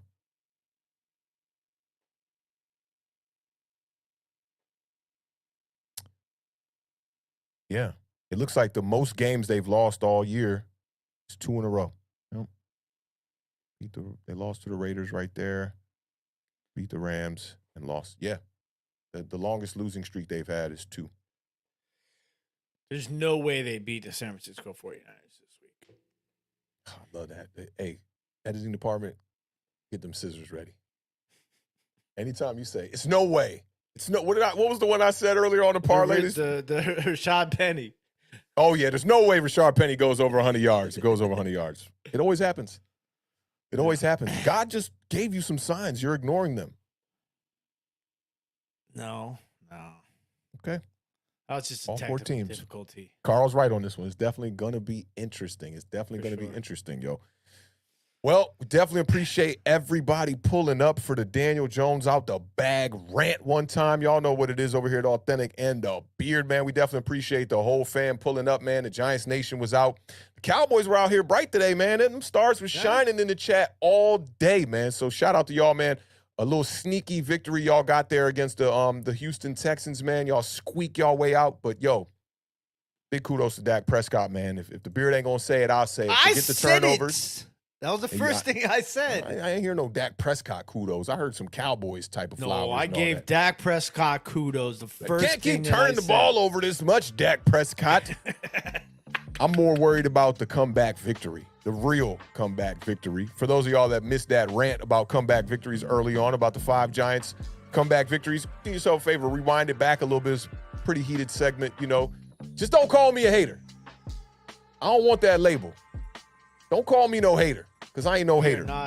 We're not haters. I keep it very objective over here. That's the first rant you've got all year long about Daniel Jones. Blame it on the NY Post for coming out with that article this year. Y'all know what it is, man. Beard, you got any last words before we get up out of here? Nah, man, shout out to the chat. You guys were rocking today, man. The chat was booming. This was an easy 2-game show that turned into 2 hours and 37 minutes and 57 seconds of absolute awesomeness. So shout out to everybody in the chat, man. We wouldn't be able to do this without you guys. We're super excited for the rest of the week. We just want to say thank you guys very much for all the support. And I wouldn't want this to be any other way. Outside of, the Giants and the Commanders being 11-1 each, and the Cowboys and the Eagles being blah. I wouldn't want it any other way. The Giants, the Commanders had the same exact record this far into the season, both in the playoffs right now, playing against each other on prime time Sunday night football. I mean, what else would you want? So that's where I'm at. Yeah, I noticed that, Kai. I mean, but look, Mark Primetime 21 gave me permission to say whatever I wanted to say to start the show about the Cowboys, so I did that. I like it. The chat been going back and forth, man. I see the dialogue. I'm going to go back and probably rewatch this episode because I definitely want to do a little clipping on this one. But y'all know what it is, man. Keep living those dreams. Keep raising that bar. The universe flows in Technicolor and surround sound. Big shout out to the podcast GOAT Combat Jack one time. Rest in peace, my brother. We will see y'all on Thursday for the preview show, man. Y'all be good. Enjoy these next couple of days, man. We'll see if I come back a little bit cooled down. We'll see what the Beard is talking about for his Washington Commanders and that prediction, even though Spike don't care. y'all be good. Peace. Peace.